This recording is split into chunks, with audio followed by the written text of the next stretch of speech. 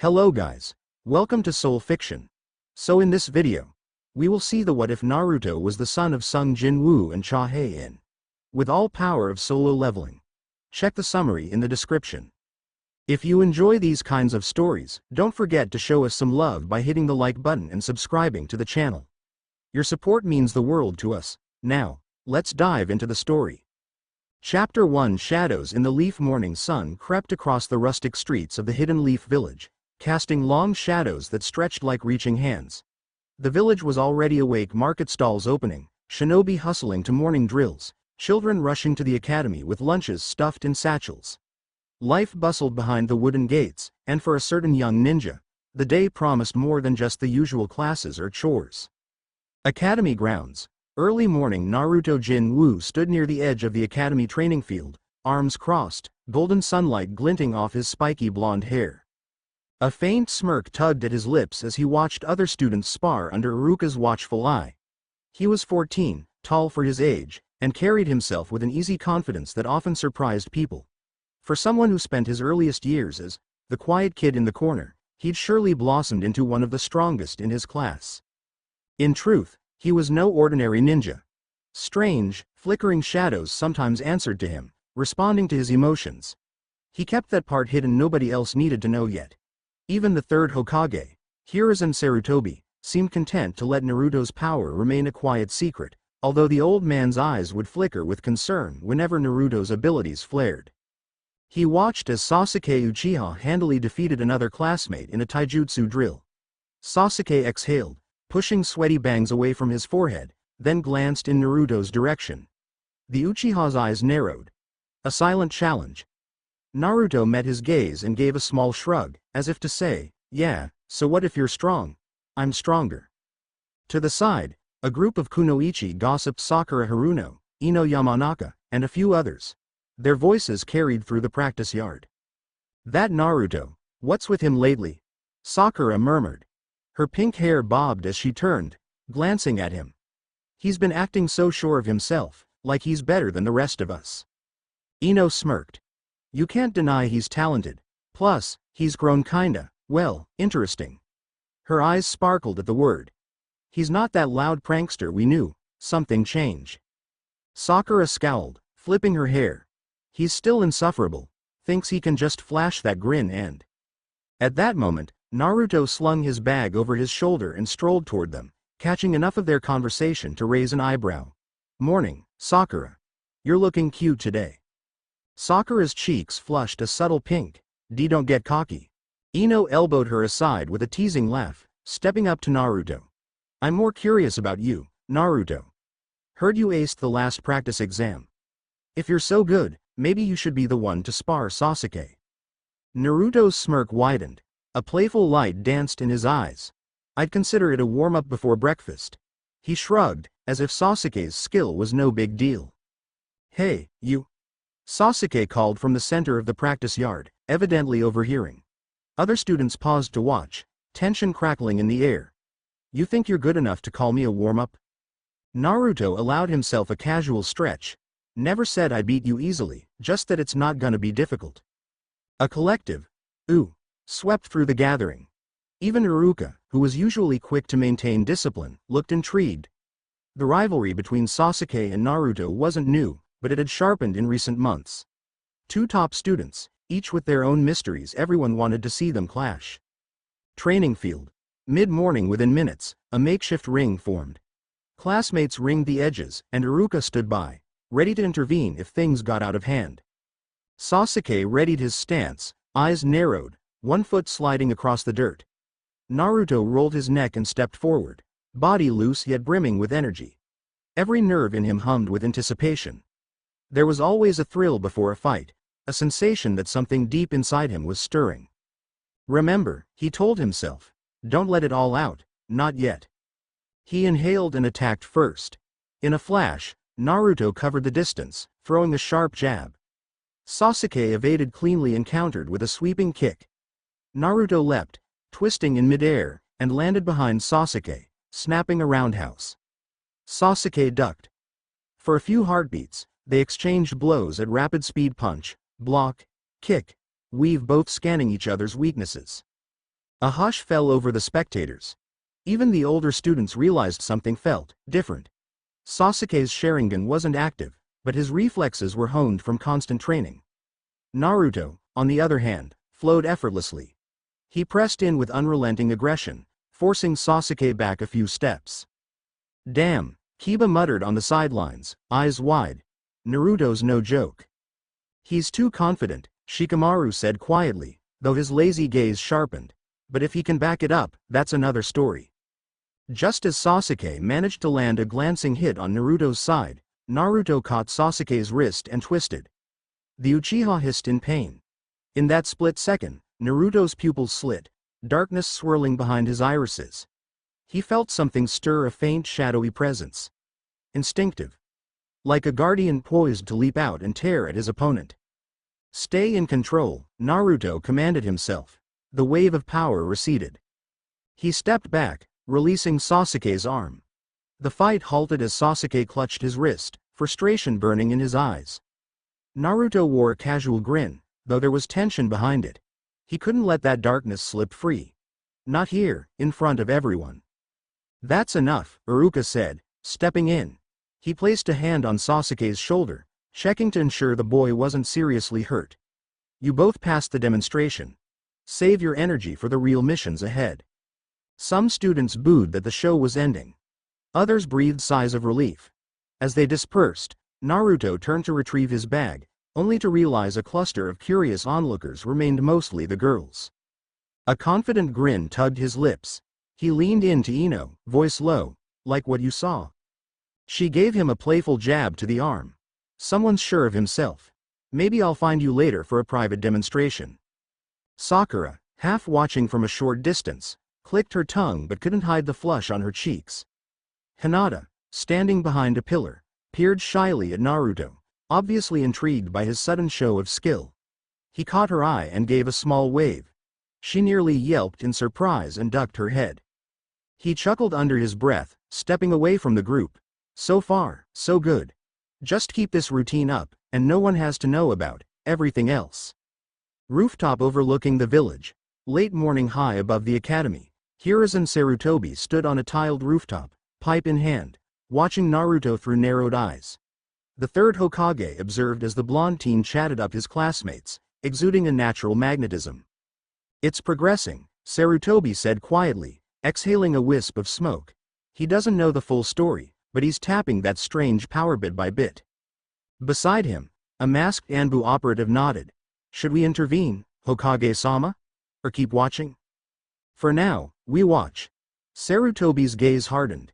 He remembered the night Naruto appeared in Konoha. A baby with a faint swirl of dark energy enveloping him, found crying near the collapsed remains of an old shrine. The boy had no recorded parents, no clan ties, just a name that had come to him, apparently spoken by the child's own infant lips. Naruto Jin-Woo. Sarutobi suspected there was Marie fleeting aura that hovered around the child, shadowy, almost predatory, felt nothing like a normal chakra signature. But through the years, Naruto had grown up bright, strong-willed, and strangely kind. A protective warmth lurked beneath that darker energy, as though two polar forces blended inside him. Let him follow his path, Sarutobi finally said. We can't keep him hidden forever. The world will learn soon enough. Konoha streets. Noon school ended early today for graduation evaluations, so the academy students poured into the bustling streets, eager to enjoy free time or train. Naruto broke off from the crowd after politely shrugging off Ino's enthusiastic invitation to have lunch together. He liked her well enough, especially the quick kisses she'd occasionally steal from him on a whim, but sometimes he wanted space to think. He slipped into a quieter backstreet, heading toward an old training ground he'd discovered months ago. The chatter of the crowds faded, replaced by the rustling of leaves and the trickle of a small stream. As he walked, his mind drifted to that intangible presence he felt in the fight with Sasuke. The raw power inside him always lurked. At times, he'd woken from nightmares of a giant shadow army kneeling at his command, or monstrous creatures that bowed to him under a black moonlit sky.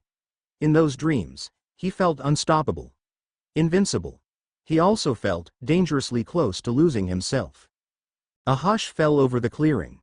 Naruto stood at the stream's edge, kneeling to cup water in his hands. His reflection stared back, blue eyes, unruly hair. Suddenly, he felt a tremor. The water's surface rippled from an unseen disturbance. A flicker of darkness appeared behind him just for a second. A shape, hunched and predatory, like a living shadow. Startled, Naruto spun around. Nothing. Only the wind stirring branches overhead. "You're here, aren't you?" he muttered, addressing the emptiness. No answer came, but he sensed something responding, a silent vow of loyalty echoing in the recesses of his mind. It was the same presence that had guarded him countless times, even before he'd known it existed. But where did it come from? Who did it belong to? He took a steadying breath. Dwelling on it wouldn't solve anything. He'd learn in time. Maybe the Hokage would talk, or maybe the answers would come in another dream. Right now, all he could do was keep pushing forward. Hokage's office, mid-afternoon. Meanwhile, Kakashi Hatake and a few other Jonin gathered in the Hokage's office. An official notice had just gone out. The new teams were about to be formed. Kakashi stood by a window, hands in his pockets, his single visible eye scanning the briefing. Sarutobi exhaled. "I'm sure you're aware that Naruto Jin-Woo will be on your team." Kakashi's eyebrows lifted slightly. Interesting choice. "He's a special case," Sarutobi continued, choosing his words carefully. "We both know there's more to him than just being an orphan with unusual talent. I want you to keep an eye on him. Not just as a teacher, but as a safeguard." Kakashi understood the subtext. If Naruto's power grew beyond control, it could be a threat not only to Konoha but to the entire shinobi world. He gave a half nod, gaze drifting toward the window again. "Understood." "How are Sasuke and Sakura in comparison?" another Jonin inquired. "Sasuke's the top of his class," Kakashi mused. "Driven by his clan's tragedy, no doubt. And Sakura's academically strong, if somewhat lacking in real combat experience. Pairing them with Naruto could be interesting." Sarutobi clasped his hands behind his back. "I'm counting on you, Kakashi." Outside Ichiraku Ramen, late afternoon. Naruto's stomach rumbled. After a couple hours of practice and introspection, the smell of miso ramen was too enticing. He settled onto a stool at Ichiraku Ramen, where old Tucci greeted him warmly. "Your usual, Naruto?" the chef asked. "Make it two," Naruto replied with a grin. "I'm starving." He leaned back, letting the steam from the cooking broth wash over him. It was a humble place, but cozy in a way that felt like home. That was the thing about Konoha. He might be an anomaly here, but the village had also offered him a life, acceptance, and now the chance to prove himself. He wouldn't forget that. A gentle tap on his shoulder made him swivel. "Naruto-kun?" He turned to find Hinata Hyuga, fiddling with her fingers. She wore her usual hoodie, face half hidden by the collar. May I sit?" He motioned to the seat beside him. "Of course." She took the seat, offering a timid smile. The moment she settled, Tucci slid a hot bowl of ramen in front of her. She bowed politely. "Thank you." They ate in companionable silence at first. Naruto was used to Hinata's shy presence. She rarely spoke unless prompted, but she'd linger around him in these small, almost comforting ways. "I saw your fight with Sasuke earlier," she said quietly between bites. "You looked amazing." Naruto swallowed his mouthful, then shrugged. "Sasuke's good, but yeah, I can hold my own." She nodded, eyes shining. "You're so confident, I admire that." Her earnest tone caught him off guard. People often labeled him cocky or brash, but Hinata sounded genuinely impressed. "Thanks, Hinata," he said softly. And in the warm moment, he leaned forward, placing a light kiss on her cheek. She gasped, nearly dropping her chopsticks. Blood rushed to her face in a bright flush. "Naruto-kun." He chuckled, leaning back. "Sorry, couldn't resist." A teasing glint sparkled in his eyes. "You looked too cute." She fidgeted, staring down at her bowl, her face still burning. But despite her embarrassment, a gentle smile tugged at her lips. She liked his playfulness, that much was obvious. They finished their meals, and Naruto walked her out. Before they parted ways at a crossroad near the Hyuga estate, he gave her a small wave. "Sleep well, Hinata. See you tomorrow." She bowed politely, voice soft. "Good night, Naruto-kun." Naruto's apartment. Nightfall. Naruto's place was a modest one-room apartment in a quiet corner of the village. He'd made it comfortable with a decent bed, a cluttered bookshelf of ninja texts, and a few personal keepsakes. Tonight, he stood on the small balcony, arms braced on the railing, gazing at the moon above. An odd sensation rippled through him, like a whisper from another dimension. Sometimes, late at night, he felt it strongest. A memory he couldn't fully recall. Dark silhouettes kneeling in silent devotion. A tall figure in the forefront clad in black, eyes shimmering with power. Another figure, slender, graceful, brandishing a pure white sword of light. Their voices echoed in a distant dream. Mother? Father? The thought drifted through his mind, unbidden. He clenched his jaw, frustration gnawing at him. Why can't I remember? He closed his eyes, letting the evening breeze ruffle his hair. The faint scratch of shadow curled at his feet, responding to his mood. Slowly, a small shape took form, rising from the darkness, a shadow soldier the size of a cat. Its glowing purple eyes blinked up at him, an expression of quiet loyalty. Hey there, Naruto murmured, kneeling to study this little sentry. It looked like a miniature knight, ephemeral and flickering, formed from living shadow. He tentatively reached out. The soldier bowed its tiny head, allowing him to place a hand on its intangible form. A wave of nostalgia hit him. He sensed echoes of battles fought in another world, an endless labyrinth of gates and beasts. He felt swords clash, magic crackle, death loom. And at the heart of it all, a man with black hair and shadowy power shining from his eyes, someone unstoppable, revered and feared. Naruto exhaled, pulling away. The soldier vanished, sinking back into the apartment's dim corner. Maybe it was best not to push for answers. He already walked a razor's edge, trying to keep normal life and T-balance. A knock at the door broke his reverie. He blinked, stepping inside. When he opened it, he found Ino leaning against the frame, hands on her hips. Her long ponytail draped over one shoulder, and she wore a casual outfit instead of her usual training gear. Ino? Naruto asked, surprised. What are you doing here so late? She flashed him a mischievous smile. Heard you were bored. Thought I'd drop by and keep you company. He smirked, opening the door wider. Sure, come on in. She strolled in, glancing around at his relatively tidy apartment.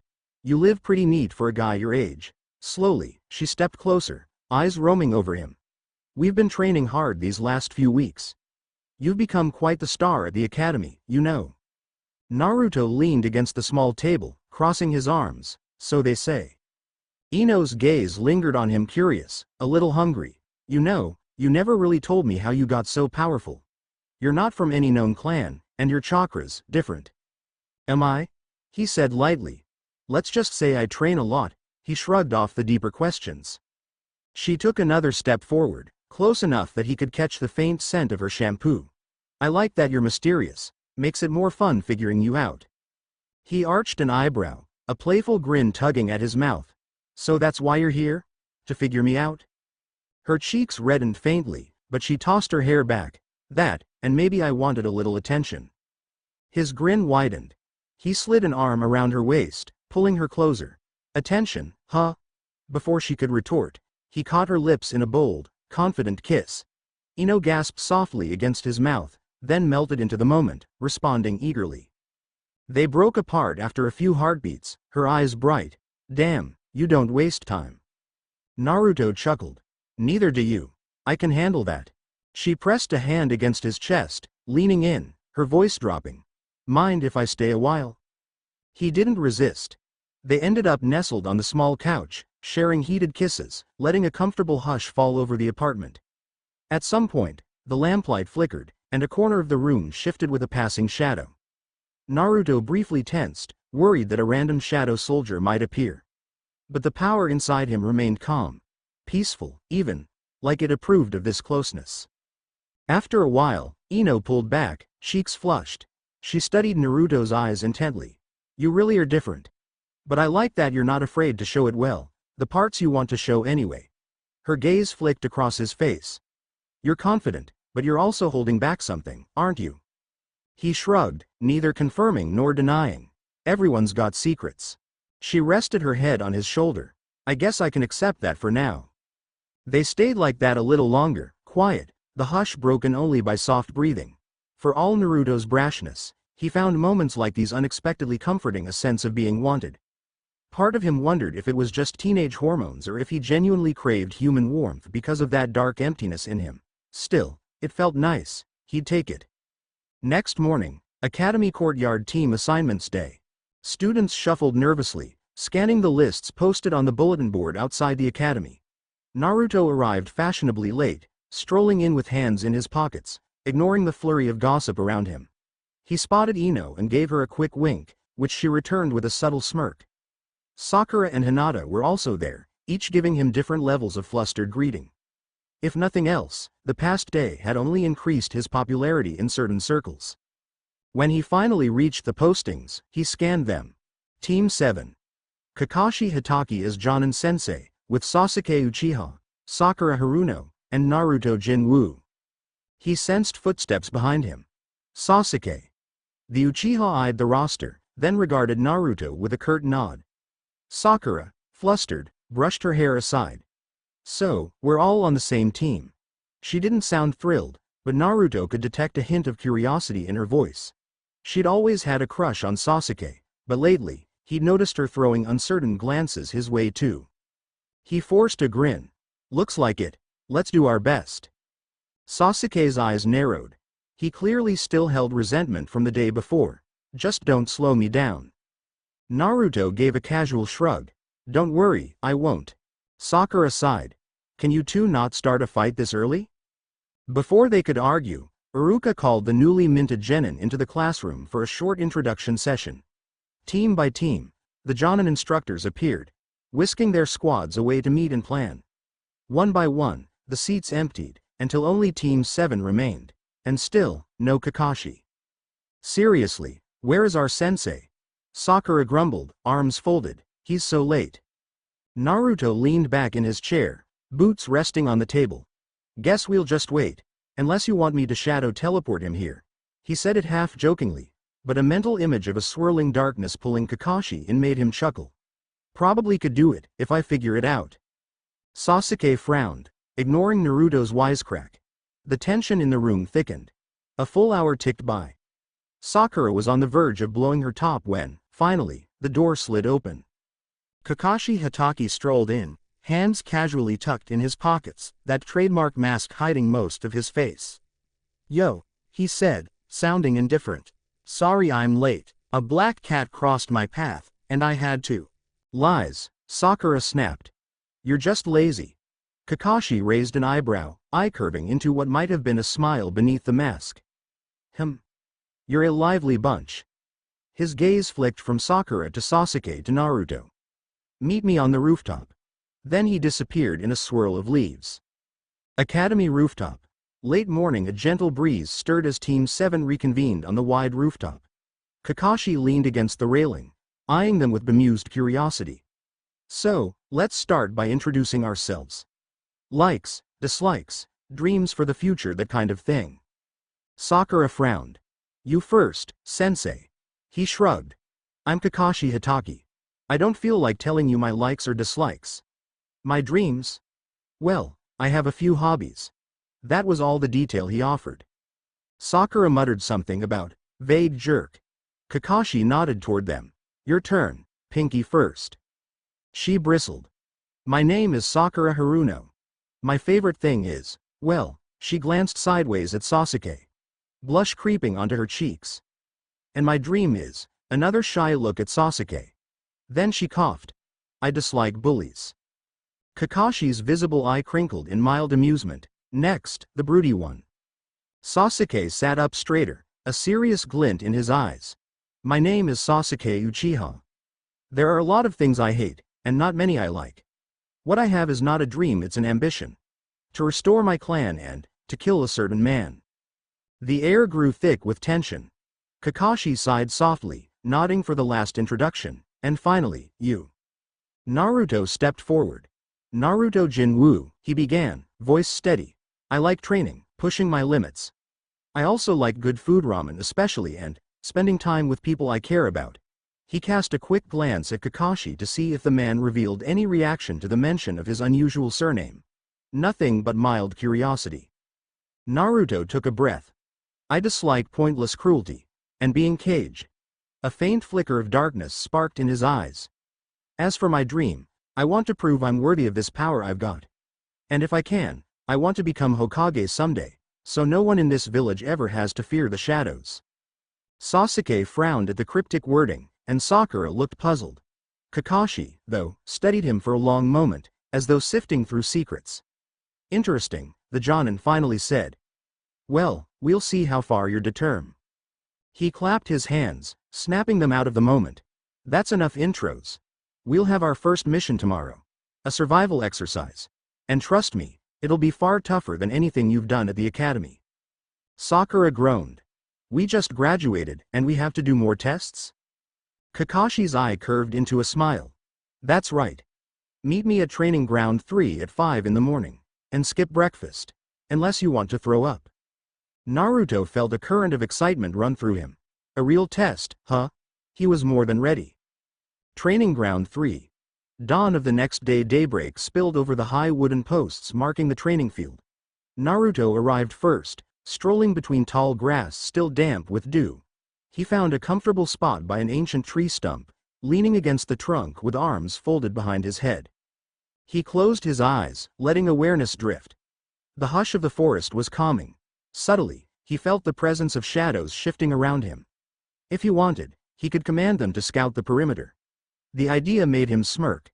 Kakashi wouldn't expect that. In the distance, he caught glimpses of Sakura and Sasuke entering the field, both looking tired and grouchy. "Mornin'," he said without opening his eyes. Sakura let out an annoyed sigh. "You're here early? Where's Kakashi-sensei?" Naruto shrugged. "Late, probably. Might as well get comfortable."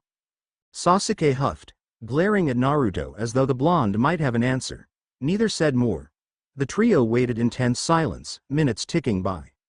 Finally, almost 2 hours later, Kakashi appeared in his casual, unhurried manner. "Yo. You're late." Sakura barked, hunger and frustration evident in her eyes. "Ma, sorry about that," Kakashi said. "I got lost on the path of life." He ignored their scowls and motioned them to gather around. "All right, let's move on to the main event. A test of skill.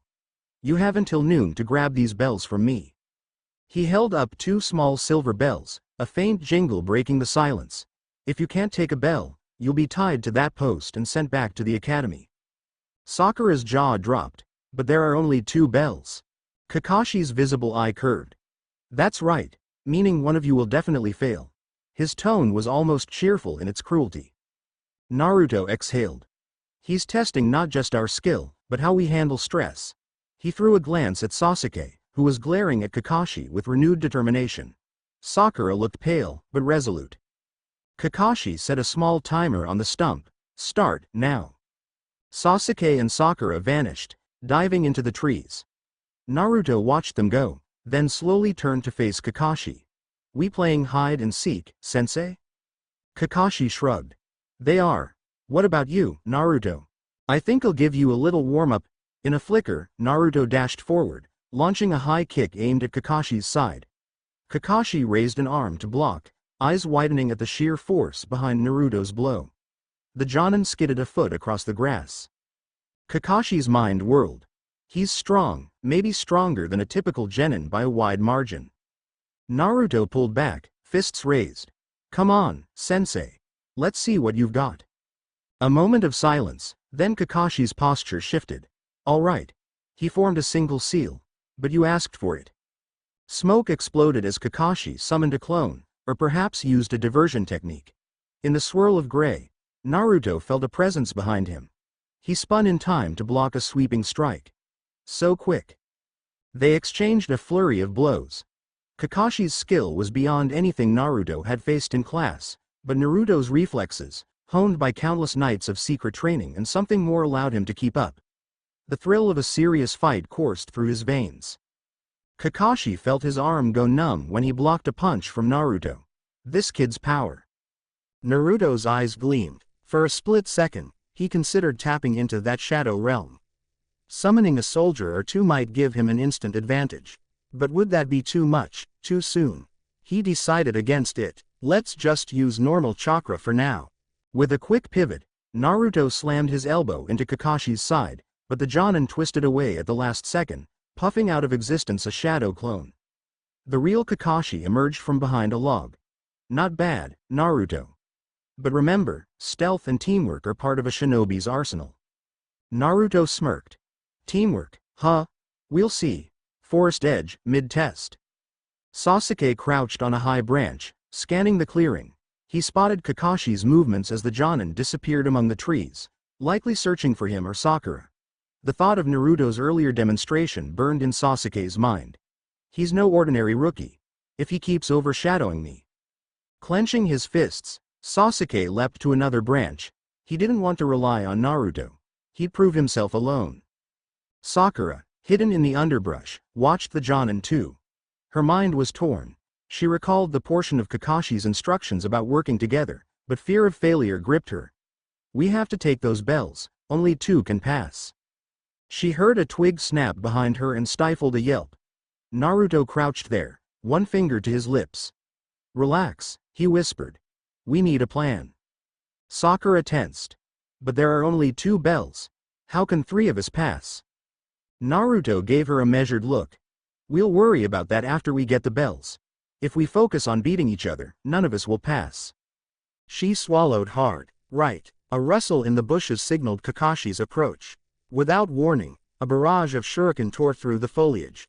Naruto grabbed Sakura, pulling her down, shadows swirling to deflect two of the blades. He felt a surge of that dark power, quick as a blink, vanishing in an instant. Sakura's eyes were wide had she seen. Stay alert, Naruto said softly.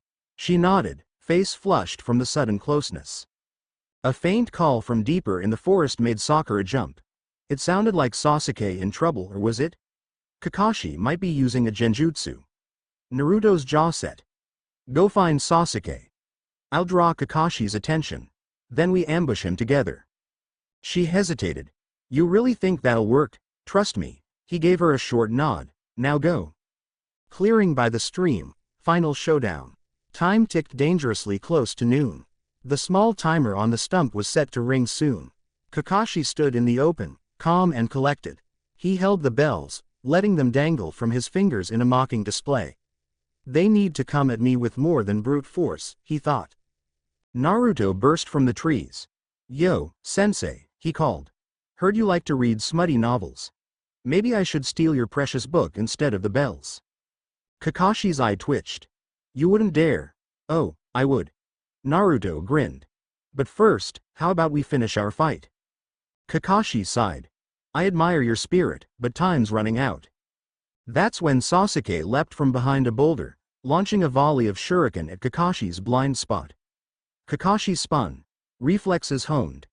As he deflected them, Naruto rushed forward, weaving a quick hand sign. Shadow Clone Jutsu. 3 clones appeared, each darting to circle Kakashi from different angles. Kakashi danced between them in a blur of motion, knocking out clones one by one. Still not enough. But then he sensed movement overhead. Sakura dropped from the branches, releasing a swirl of kunai aimed at the Jonin's legs. Hey, Kakashi muttered, deflecting them. Nice try. But he realized, a split second too late, that the kunai were wired together. A taut cord snapped around his waist, momentarily restricting his movement. That opening was all Naruto needed. The real Naruto blitzed in, chakra flaring, delivering a precise strike at Kakashi's forearm, the one holding the bells. They flew into the air. In a heartbeat, Sasuke lunged, catching one bell mid-flight. Naruto caught the other. 2 bells. 3 people. And hear them. Sakura stared, half in shock, half in dread. Who gets left behind? The timer rang. Kakashi freed himself from the wire, eyeing them with an enigmatic look. So, Sasuke and Naruto have the bells. Sakura doesn't. His tone was low, testing them, meaning Sakura fails. Naruto locked eyes with Sasuke, then gave a small nod. Without hesitation, Naruto tossed his bell to Sakura. She fumbled, catching it in surprise. And Naruto, what are you? Sasuke exhaled, stepping forward and placing his bell in her hands as well. We pass as a team or fail as a team, he said, though his voice was tight with reluctance. Kakashi watched silently. In the hush, the Jonin's masked face softened. So you figured it out, huh? The test was about teamwork. He paused. Sasuke, Naruto, You were willing to sacrifice your own success to ensure Sakura wasn't left behind. That's the lesson. Those who break the rules might be scum, but those who abandon their friends are worse than scum. Sakura's eyes brimmed with relief and gratitude, her shoulders trembling. You guys didn't have to do that. Naruto shot her an easy grin. We're a team now. No point letting you fail alone. Sasuke gave a curt nod, face impassive but eyes betraying a flicker of acceptance. This was the first time the three of them seemed united. Kakashi set his hands on his hips. Congratulations, Team 7 passes. After the test, dusk they collapsed around the stump, out of breath. Kakashi even treated them to some onigiri as a small reward. Sakura munched gratefully, while Sasuke stared off into the distance, lost in thought. Naruto gazed at the sky. The sun was dipping below the horizon, painting the clouds a deep orange. Team 7, huh? He felt a curious flutter in his chest. For all his confidence and flirtations, he'd never really had a group he could call his own. Was this how it felt to belong? A whisper of that dark power brushed across his senses. Our path is changing, it seemed to say. He glanced at Kakashi, who pretended not to notice, but Naruto sensed the Jonin's subtle wariness. He knows I'm different. He probably has orders from the Hokage to watch me. Part of Naruto found that reassuring. Another part bristled, wanting complete freedom, but for the moment, it was enough to stand here with his new team, the setting sun casting elongated shadows around them. Tomorrow would bring new trials, new missions. The day after that, who knew? Gates of destiny might open, dragging him deeper into the secrets of his parentage. The looming shape of the Nine-Tails fox still sealed in another version of Naruto's story was overshadowed by a far more potent monarch's legacy within this Naruto. That legacy was stirring, and soon the entire shinobi world would feel its echo. Yet for now, a gentle sense of accomplishment settled in his heart. He had a team, a place, and the promise of more exciting days ahead. He also had budding connections, Sakura's uncertain affections, Ino's bold desires, Hinata's quiet devotion. Each relationship painted a different color in his life. He didn't intend to choose just one color, he wanted them all, each in its own way. Naruto's lips curved into a half-smile as the last rays of sunlight vanished. Shadows stretched further, almost protectively, around him. Even if he was a being of two worlds, part shinobi, part something else, he decided it was worth chasing the bonds he was forming here, harem included. Maybe that was the best way to honor whatever or whoever had given him this enormous power. He caught Sakura's eye and gave her a slight grin. She hesitated, then smiled back. Across from them, Sasuke closed his eyes in silent contemplation. Their senseis stood at a short distance, aloof yet vigilant. In that fleeting moment, Team 7 felt whole, despite the secrets and rivalries that simmered beneath the surface. And in that final breath of daylight, if one looked closely enough, they might see a small cluster of shadowy figures kneeling behind Naruto, invisible to everyone else. A legion in miniature, waiting for their monarch's command. Waiting for the day the son of Sung Jin-Woo and Hae-In would rise to claim the power he was always meant to wield. End of Chapter 1. Chapter 2. Eclipsing shadows. Early morning light draped the Hidden Leaf village in a pale gold hue, the streets slowly filling with shopkeepers, patrols, and the lively chatter of shinobi on their way to assignments. Team 7 had just been officially formed the day before, and it hadn't taken long for reality to set in. D-rank missions. They were the kind of chores that left Naruto, Sasuke, and Sakura scratching their heads or, in Naruto's case, sighing in barely masked boredom. Yet something in the air felt different today. Perhaps it was just the aftermath of the bell test, or maybe it was the subtle way Naruto's powers pulsed beneath his skin like a shadowy heartbeat. He could feel it like a drawn bowstring waiting to be let loose. Mission assignments. Hokage's office. Team 7 assembled in the Hokage's office alongside other squads hoping for mission scrolls. Naruto stood near the back, arms folded, leaning against the wooden wall. Beside him, Sakura kept checking her reflection in the window, worried about how her hair looked. Sasuke lingered a few steps away, cool as ever but with a slight tension in his posture. Kakashi perched in front, flipping idly through a tiny orange book. When the third Hokage finished distributing various missions, he finally regarded Kakashi. "Ah, Team 7. Excellent timing. Let's see." He picked up a small scroll. "We have a D-rank assignment for you. assisting with farm chores on the outskirts of the village. Pig feeding, fence repair, typical labor. Naruto heaved a deep sigh. Can we get something more interesting? Hirazen's brow rose. You're still fresh genin, Naruto. Don't bite off more than you can chew. Kakashi snapped his book shut. We'll take it, Lord Hokage. He turned to his team. Come on, let's go. Sasuke grunted, this is a waste of time, but followed. Sakura forced a smile. At least we'll get some teamwork practice? Naruto didn't bother voicing his frustration further. It was all part of the process, he knew that. Still, the caged power inside him itched for real action. Outskirts of Konoha, mid-morning their mission site was a small farm with a handful of weary-looking animals. The team spent hours mending fences, washing pigs, and hauling bales of hay under the sweltering sun by noon. Naruto's shirt clung to his body from sweat, and even Sasuke's typical aloofness was replaced by annoyed grunts. Sakura complained every few minutes. This is so gross, she'd mutter, flicking mud off her gloves. Naruto wiped his forehead, glancing at Kakashi. The Jonin sat under a shade tree, reading. Sensei, aren't you gonna help? Kakashi glanced over. You're doing fine without me. Sasuke muttered something under his breath, presumably about how worthless these chores were for honing his skills. But then he tossed the last bale of hay onto the cart, finishing the task. By early afternoon, they were done, sweaty, tired, and unimpressed.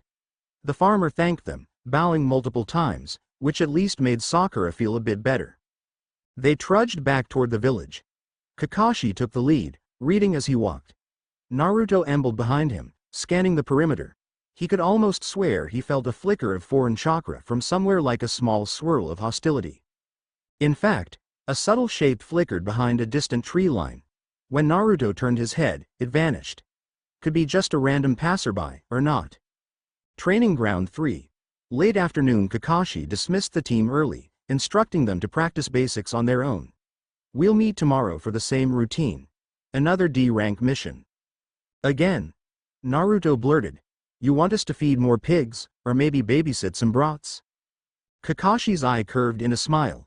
Learning about responsibility, Isobi. Then, with a wave, he left them to their own devices. Sasuke instantly separated from the group, presumably heading off to train alone, brood, or both.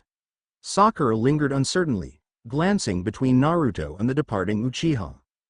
Naruto rolled his shoulders. I'm gonna do some taijutsu drills. You can join me or follow Sasuke. Up to you. She hesitated. I might try to find Sasuke. She gave him a small apologetic smile and then scampered off. Left alone in the clearing, Naruto chuckled quietly. I guess some things never change. But he wasn't upset. He had bigger concerns right now. He could feel that stirring again, something inside him pressing, needing release. Time to experiment a little. He shifted into a fighting stance, focusing his chakra. Then, deliberately, he reached deeper, calling upon the intangible darkness that lurked in his soul. A black mist pooled at his feet, swirling upward in smoky tendrils. Slowly, a single shape emerged, kneeling in front of him. A short, humanoid figure, fashioned from living shadow, a faint purple glow behind its eyes. He swallowed. You're the same one from last night, aren't you? The soldier bowed silently. Naruto felt its loyalty resonate like an unspoken vow that it would fight, kill, or die at his command. It was exhilarating, and a little unnerving. He recalled the nightmares of massive armies at his beck and call. Now, he was summoning them into reality, albeit just one small soldier for the moment. How far can I take this? With a thought, he willed another shape into being. The shadow at his feet trembled, expanded, and a second soldier took form. Naruto's breath caught. Two shadowy knights knelt, their intangible forms flickering. All right, he said softly. Show me what you've got. He stepped back, motioning for them to attack. Both soldiers reacted instantly, charging at him with small black blades that manifested from their arms. Naruto grinned, rising to the challenge. Perfect. Let's see how strong you are. A short while later, a clearing nearby, the fight concluded quickly. Naruto moved with inhuman reflexes, but the shadow soldiers weren't pushovers. They worked in sync, trying to corner him. Despite their skill, he managed to knock them back and dissipate them one by one, panting slightly. He wiped sweat from his brow. Not bad, that was, actually pretty fun. But a subtle dread gnawed at him. If these tiny soldiers were already that competent, what would the higher level ones, if such existed, be like? And how would the village react if they learned he could conjure an army of them? A twig snapped. Naruto spun. Sakura stood there, wide-eyed. And Naruto, what was that? His heart skipped a beat. Sakura, you saw everything? She nodded slowly, stepping closer, her expression a cocktail of shock and curiosity. Those shadow things. Were they jutsu? I've never seen anything like that. He forced a casual shrug, trying not to appear rattled. It's a special ability I have. I'm still figuring it out. She hesitated, obviously uncertain if this was above her pay grade. I won't tell anyone if you don't want me to. But I don't understand. Where did you learn it? He avoided her gaze, glancing at the spot where the soldiers vanished. I didn't. They're just part of me. A long pause. Sakura's eyes softened. She reached out, resting a hesitant hand on his shoulder. Naruto, I had no idea. I know. Sorry for keeping secrets. He took a breath, summoning up a tight smile. Maybe one day I can explain more. Just trust me, okay? She nodded, a flush staining her cheeks. I trust you. An unexpected warmth bloomed between them, momentarily overshadowing her usual Sasuke obsession. Her green eyes flickered with genuine concern. I won't pry anymore. Let's keep this between us. He exhaled, relief flickering across his features. Thanks. Let's head back. As they walked away from the clearing, side by side, Naruto felt a small surge of gratitude for Sakura. Underneath her fangirl exterior, she could be surprisingly understanding, and that made him appreciate her more than he let on. Evening. Naruto's apartment. Naruto stepped through the door, dropping onto his couch with a groan.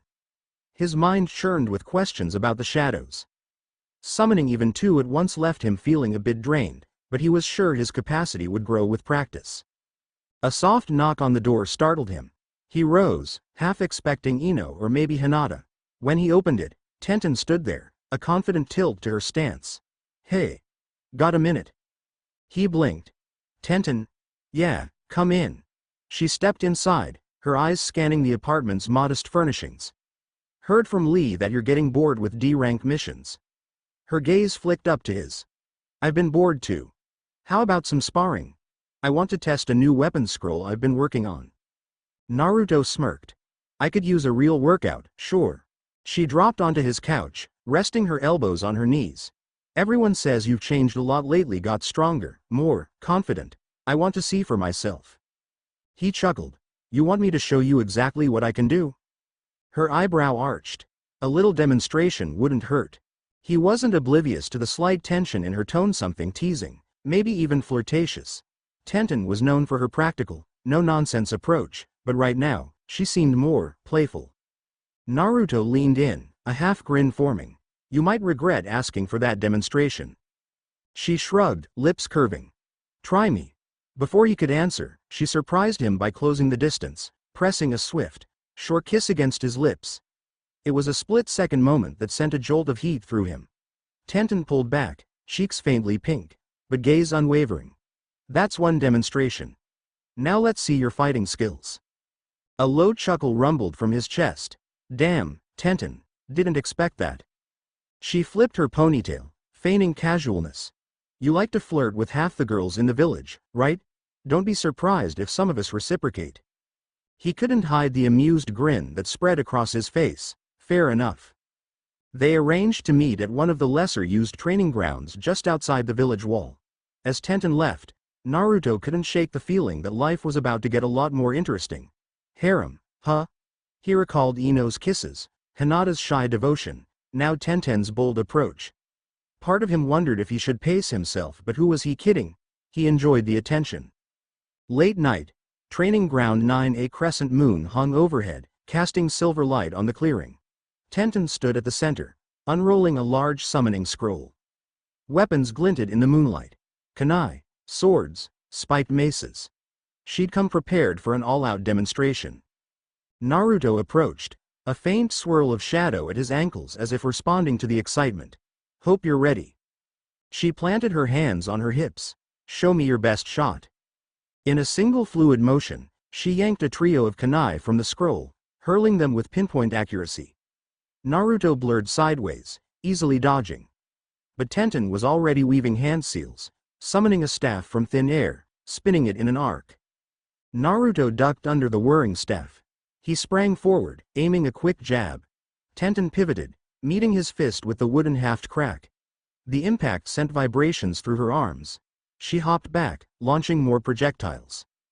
They exchanged a rapid series of attacks, Tenten's arsenal never ending as she summoned weapon after weapon, while Naruto kept pace with pure speed and reflex. His shadow flared occasionally, threatening to erupt. He fought the urge to summon his shadow soldiers. This was a friendly spar, after all. Finally, Tenten flung a chain sickle. Naruto caught the chain mid-flight, gave it a sharp tug, and yanked Tenten straight toward him. She landed in surprise. For a moment, they stayed like that, chest to chest, breaths ragged. He cocked his head, sweat beading on his brow. You give up?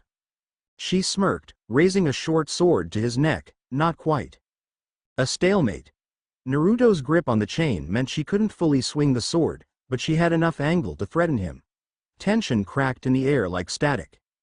Then, in an abrupt shift, Tenten let the weapon clatter to the ground. She exhaled, rolling her eyes. All right, call it a draw. He released the chain, and she stepped back, wiping sweat from her forehead. Her hair was slightly mussed, and the flush in her cheeks made her look even more determined. Not bad, Naruto said, letting the adrenaline ebb. She nodded, retrieving her weapons. You're faster than I expected, and your physical strength is insane. Her gaze lingered a little too long on him. Then she squared her shoulders. I'll get stronger, too. Naruto grinned. Looking forward to it. In the meantime, he took a step forward, hooking a hand around her waist. She didn't resist. If anything, her breath hitched. He tilted his head, pressing his lips to hers in a slow, confident kiss. This time, it lasted longer than the first, the heat between them fueling a mutual attraction that neither seemed eager to deny. When they finally broke apart, Tenten rested her hands on his shoulders, eyes half-lidded. She let out a soft, throaty laugh. Maybe next time we'll have a real match. No kisses to distract me. He smirked. I don't make any promises. They parted ways soon after, Tenten vanishing into the moonlit night. Naruto stood there, listening to the wind rustling the trees. This world is bigger and more complicated than I ever imagined. And I'm surprisingly okay with that. Next morning, Konoha Gates. By dawn's break, Team 7 found themselves at the village gates. Kakashi had relayed new orders. Not a mere D-rank mission, but a C-rank escort job. The client, Tazuna, a grizzled bridge builder from the land of waves, waited for them with an exasperated expression. Are these brats my bodyguards? Tazuna asked, eyeing Sasuke, Sakura, and Naruto. Then he eyed Kakashi. You're the Jonin, right? So maybe it's fine. Kakashi's visible eye curved in a good-natured smile. Don't worry. My team is more capable than they look. Naruto hid a smirk. If only he knew just how capable. With backpacks slung over shoulders, the group set off. Naruto trotted near the front, scanning his surroundings. Even if this was classified as a simple escort, he had a nagging feeling it wouldn't stay simple for long. Sure enough, as they walked the forested path beyond the village, two shadowy figures emerged from a puddle on the roadside in ambush. The Demon Brothers. Sasuke sprang forward, launching a precise kunai strike, while Naruto pivoted behind them, intercepting their chain. Kakashi pretended to get cut down, in the initial surprise to test his genin's reactions. Sasuke managed to pin one attacker to a tree. Sakura guarded Tazuna, trembling slightly but determined. Naruto, meanwhile, faced the second attacker. The chain clinked as the masked shinobi lunged. Naruto easily sidestepped and slammed a palm into the attacker's chest, sending him sprawling. The assailant coughed, trying to scramble upright. In a flash, Naruto's foot pressed to the ninja's throat, pinning him. I could snap his neck right now. The thought came unbidden, a dark whisper from the shadows within. He exhaled, reining the darkness back. Instead, he hammered the attacker's temple with a swift chop, knocking him unconscious. I won't kill unless I have to. Kakashi appeared behind them, completely unscathed. Nicely done. You three have improved. Sakura blinked. Sensei, you're okay? He nodded. Indeed. Good job protecting Tazuna. Tazuna gaped. Wait, you knew about these assassins? Kakashi's tone cooled. Our mission was supposed to be a C rank, yet we're dealing with elite nin from the hidden mist. Mind explaining, Tazuna? The old bridge builder sighed, looking guilty. I couldn't afford an expensive B rank or A rank mission. But yes, a dangerous man named Gato wants me dead to stop construction of the bridge. Sakura paled. So this is more dangerous than we were told? Kakashi weighed the situation. Under normal circumstances, we'd withdraw or request reinforcements, but, he glanced at Naruto, Sasuke, and Sakura. Let's see if you're up for continuing. We can protect him, but we risk running into strong shinobi. Naruto stared ahead, adrenaline still coursing. We're not backing down. Sasuke agreed with a small nod. Sakura hesitated but ultimately steeled herself. We'll finish what we started. Kakashi gave a curt nod. All right. Let's move. Land of Waves, near the coast. A thick mist blanketed the area as they traveled by boat across a calm sea channel. Tazuna looked anxious. Naruto kept his senses on high alert. Even Sasuke's usual scowl was tinged with worry. They arrived on shore and hiked through dense fog toward Tazuna's half-finished bridge. The path was eerily silent. Without warning, a giant sword whirled through the air, spinning end over end before lodging into a thick tree trunk. A figure materialized on top of it, Zabuza Momochi, the demon of the mist. His presence radiated lethal intent. Kakashi stepped forward. Zabuza's shark-like grin widened behind the bandages over his mouth. You're Kakashi of the Sharingan. This might be interesting. Naruto's pulse quickened. He could sense real menace rolling off Zabuza. This guy's no pushover. Zabuza vanished in a blur, reappearing behind Tazuna. Sasuke leapt to intercept, kunai flashing, but Zabuza merely swatted him aside. In that instant, Naruto lunged, delivering a punch aimed at Zabuza's midsection. Zabuza blocked with the flat of his massive blade, eyes narrowing. He clearly didn't expect a genin to strike with such force. His feet actually slid back in the mud, leaving trails. Huh, not bad, brat. Kakashi whipped off his forehead protector, revealing the Sharingan in his left eye. Naruto, Sasuke. Sakura, stay back and protect Tazuna. Zabuza is in a different league.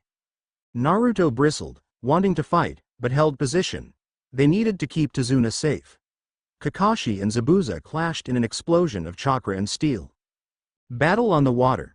Short time later, the fierce exchange escalated onto the surface of a large lake connected to the bridge's construction site. Kakashi's and Zabuza's jutsu churned the water, splashing huge waves skyward. From the shore, Team 7 watched as Kakashi became trapped in Zabuza's water prison technique. The Jonin yelled for them to flee. But Naruto wasn't about to run. Not with Kakashi stuck. We're no ordinary genin team. Sasuke, Naruto hissed. I've got a plan. The Uchiha nodded grimly, still shaken by Zabuza's power. What do we do? Distract him. If I get close enough, Naruto clenched his fists. In the swirling mist, he felt the shadows pressing in. He would use them if he had to. Sasuke formed Hand Seal's fire style. Fireball jutsu. A roaring blaze shot across the water, forcing Zabuza to shift his stance to maintain the water prison around Kakashi. For a split second, the water barrier loosened. Naruto seized the moment. He sprinted across the lake's surface, chakra channeling through his feet, then leapt, launching a barrage of shuriken. Zabuza blocked them with his sword, but in doing so, he had to fully release the water prison. Kakashi was freed. The Jonin gasped for air. Good job, you two. Zabuza snarled. Brats. If you think that's enough. Suddenly, Kakashi's Sharingan flared, copying Zabuza's water dragon jutsu in real time. Two massive dragons of water crashed together mid-lake. The resulting impact slammed Zabuza across the surface, and he tumbled, battered by the collision of forces. As Kakashi prepared a finishing move, AS rained down from the mist, striking Zabuza in the neck. He collapsed, seemingly dead. Another figure, Haku, masked and slight, appeared and took custody of Zabuza's body. Thank you, Haku said quietly. I was tracking Zabuza. He was a rogue ninja. I'll dispose of the body. Then Haku vanished, carrying the limp form. Kakashi sagged, dropping to one knee. Something's off about that. Naruto felt uneasy. The entire scene seemed staged. But Tazuna was alive, and for now, the threat had subsided. Tazuna's house. Later that evening they took shelter at Tazuna's home, where his daughter Tsunami prepared a simple meal. Kakashi was exhausted from using the Sharingan for so long. Sasuke and Sakura hovered over him anxiously. Naruto stood by the window, peering out at the mist and shrouded darkness. He couldn't shake the sense that danger still lurked. Zabuza might not be dead. That masked ninja, there was something off. Tsunami approached, offering him tea. "You're worried, aren't you?" He nodded, forcing a small smile. "Thanks." She looked at him curiously. "You're so young, yet you fought that monster out there. Are you really just a kid?" He shrugged, gaze turning distant. "I guess not." That night, as Sasuke and Sakura drifted off, Naruto slipped outside. The moon was high, casting silver beams on the quiet yard. He found a spot under a tree and sank to the ground, letting out a slow breath. "I used to dream about proving myself, showing everyone I'm not some hopeless nobody, but now I'm practically leading the charge with Kakashi down. Is this what I wanted?" A swirl of shadow curled around his arm, almost comforting. In the hush, he summoned a single soldier just to feel less alone. The little knight knelt beside him, silent but protective. The next day, bridge construction site Kakashi, still worn from the previous battle, insisted on accompanying Team 7 to guard Tazuna as he worked on the bridge. The group maintained high alert, scanning for any sign of Haku or Zabuza. Sure enough, thick mist swirled in again, this time heavier and more foreboding. Naruto's heart pounded. They're here. Zabuza materialized at the far end of the bridge, alive and furious, bandaged neck proof of his survival. "I told you, Kakashi, we're not done." Haku stood at his side, mask on, slender frame poised. "I'm sorry," he murmured, "but I have to protect Zabuza." The battle erupted. Kakashi, forced to conserve chakra, took on Zabuza in a close-range fight, while Sasuke faced Haku. Naruto and Sakura hung back near Tazuna, determined to keep the client safe, yet Naruto seethed at the idea of Sasuke tackling Haku alone. When the clash intensified, Haku trapped Sasuke in a dome of ice mirrors. Sasuke's shouts of pain tore through the air. Naruto's instincts flared. "I can't let him die." Without waiting for orders, Naruto bolted into the swirling mist, slipping between shards of broken bridge. He leapt into Haku's ice dome, ignoring Sakura's frantic protest. Inside the ice mirrors, Sasuke knelt on the freezing ground, blood dripping from shallow cuts. The reflective walls showed dozens of Haku's masked figure, all poised to strike. Sasuke panted, the faint swirl of the Sharingan awakening in his eyes for the first time. Naruto landed at his side. "You okay, idiot?" Sasuke growled, half in pain. "Why'd you come in here?" Naruto set his jaw. "Because we're a team, remember?" Haku's voice echoed eerily. "You should have stayed out. Now both of you will die." A flurry of senbon needles rained from all sides. Naruto and Sasuke dove, rolling across the icy surface. Sasuke retaliated with a burst of fire, but Haku vanished into another mirror. Naruto's breath fogged in the cold air. "This is insane. They were sitting ducks in here." But a spark of determination ignited in his eyes. "It's time to do it." He closed his eyes briefly, summoning the deep well of shadows. A swirl of black aura frothed around him. Sasuke glimpsed it, eyes going wide. "What the hell?" Naruto extended his hand, and two shadow soldiers emerged larger than the little knight he usually summoned. Their forms resembled black-clad samurai, each holding a curved blade of pure darkness. Sasuke stared, disbelief mingling with awe. "What is that, Naruto?" Naruto didn't answer. Instead, he commanded them silently, "Shatter the mirrors." The soldiers roared, slashing at the ice. Cracks spider-webbed across the surfaces.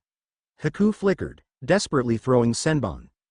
One soldier dissipated under the barrage, but not before driving its blade into a mirror. Shards of ice rained down. A gap opened. Naruto darted through, ignoring the sting of needles in his arm. Sasuke followed, launching a final barrage of kunai that forced Haku to retreat. Now free of the dome, Naruto saw an opening. One more push. He gathered chakra in his palms, forming the Rasengan technique he'd been secretly practicing after reading about it in stolen scrolls. The swirling ball of energy glowed fiercely. Haku tried to dodge, but Sasuke cut him off, unleashing the newly awakened Sharingan to track Haku's movement. Naruto slammed the Rasengan into Haku's chest, sending him crashing into the half-finished bridge. The mask shattered, revealing Haku's sorrowful eyes. Blood trickled from Haku's lips. "Forgive me, Zabuza, I couldn't." His voice faded as consciousness slipped away. Nearby, Kakashi and Zabuza's fight reached a brutal crescendo. Kakashi formed the lightning blade, Chidori, its crackling energy lighting the misty air. He lunged, piercing Zabuza's chest. The demon of the mist coughed, dropping his sword, blood staining the bridge. Zabuza's gaze flickered to Haku's limp form. Something like regret crossed his face. He fell to his knees, breathing heavily. "Damn, kid, you were my only." The hush that followed was broken only by the distant cry of gulls. Kakashi, panting, withdrew his bloodied hand. "It's over." Naruto sank to the bridge floor, shadow aura dispersing. Sasuke slumped beside him, exhausted. Sakura ran over, tears staining her cheeks. "Sasuke. Naruto. Are you okay?" They nodded weakly. "We'll live," Naruto murmured. Tazuna approached cautiously, speechless at the carnage. The threat to his bridge was gone. Gato's mercenaries, who had arrived moments ago, fled in terror upon seeing Zabuza's downfall. A somber aftermath. The morning sun burned away the last of the mist. Zabuza's body lay near Haku's, the pair of them side by side in grim stillness. Kakashi stood over them, silent. Naruto approached, throat tight. "Why'd I feel," he struggled to find the words, "why'd I feel sad for them?" Kakashi answered softly, "They fought for their own reasons, just as we do. In the end, Haku died protecting Zabuza, someone he cared for." Sasuke exhaled, eyes flicking to Naruto's battered arm. "You used some strange power in there. It was insane." Naruto avoided his gaze. Family trait, I guess." Sakura clutched Naruto's sleeve. "Are you sure you're okay?" He forced a smile, wincing from the senbon wounds. "I'll manage." Tazuna, shaken but relieved, bowed to Team 7. "You saved me, saved our bridge. I can't thank you enough." Kakashi nodded. "We'll rest at your house for a day or two to recover, then return to Konoha." As they prepared to leave, Naruto lingered near Haku's body, thoughts churning. The masked boy's devotion to Zabuza reminded Naruto of that loyalty he felt in his own shadows, a bond that transcended fear. Is that what it means to care for someone? To become their shield, no matter the cost?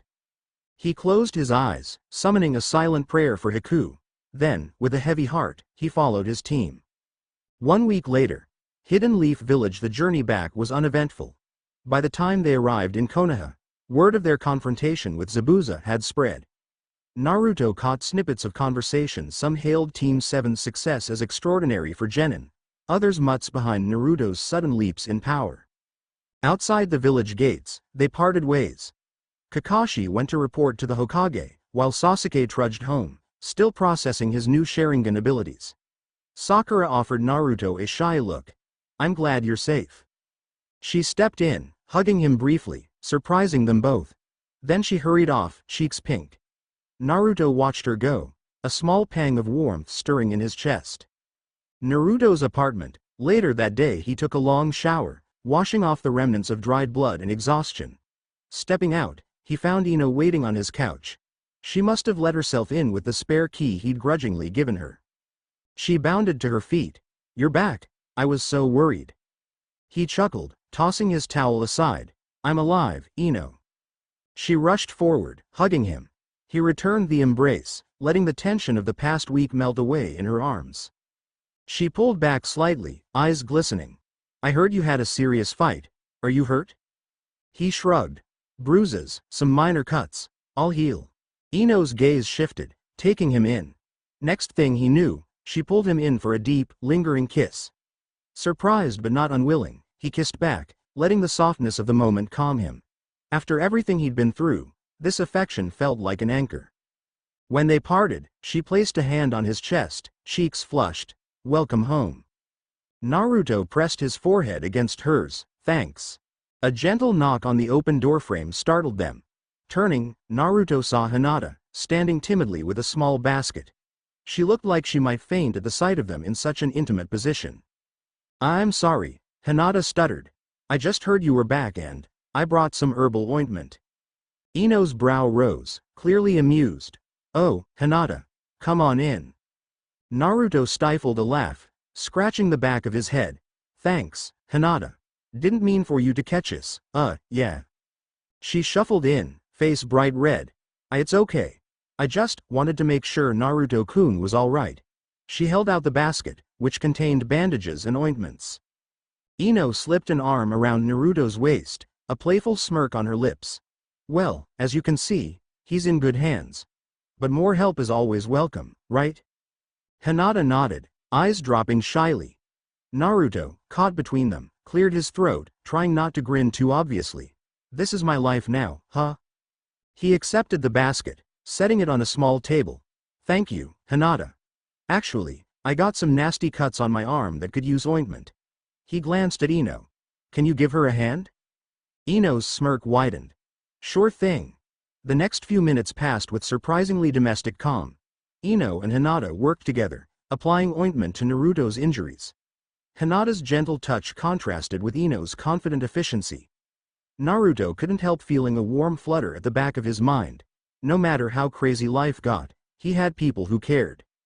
When they finished, Ino placed a small kiss on his bandaged forearm, winking.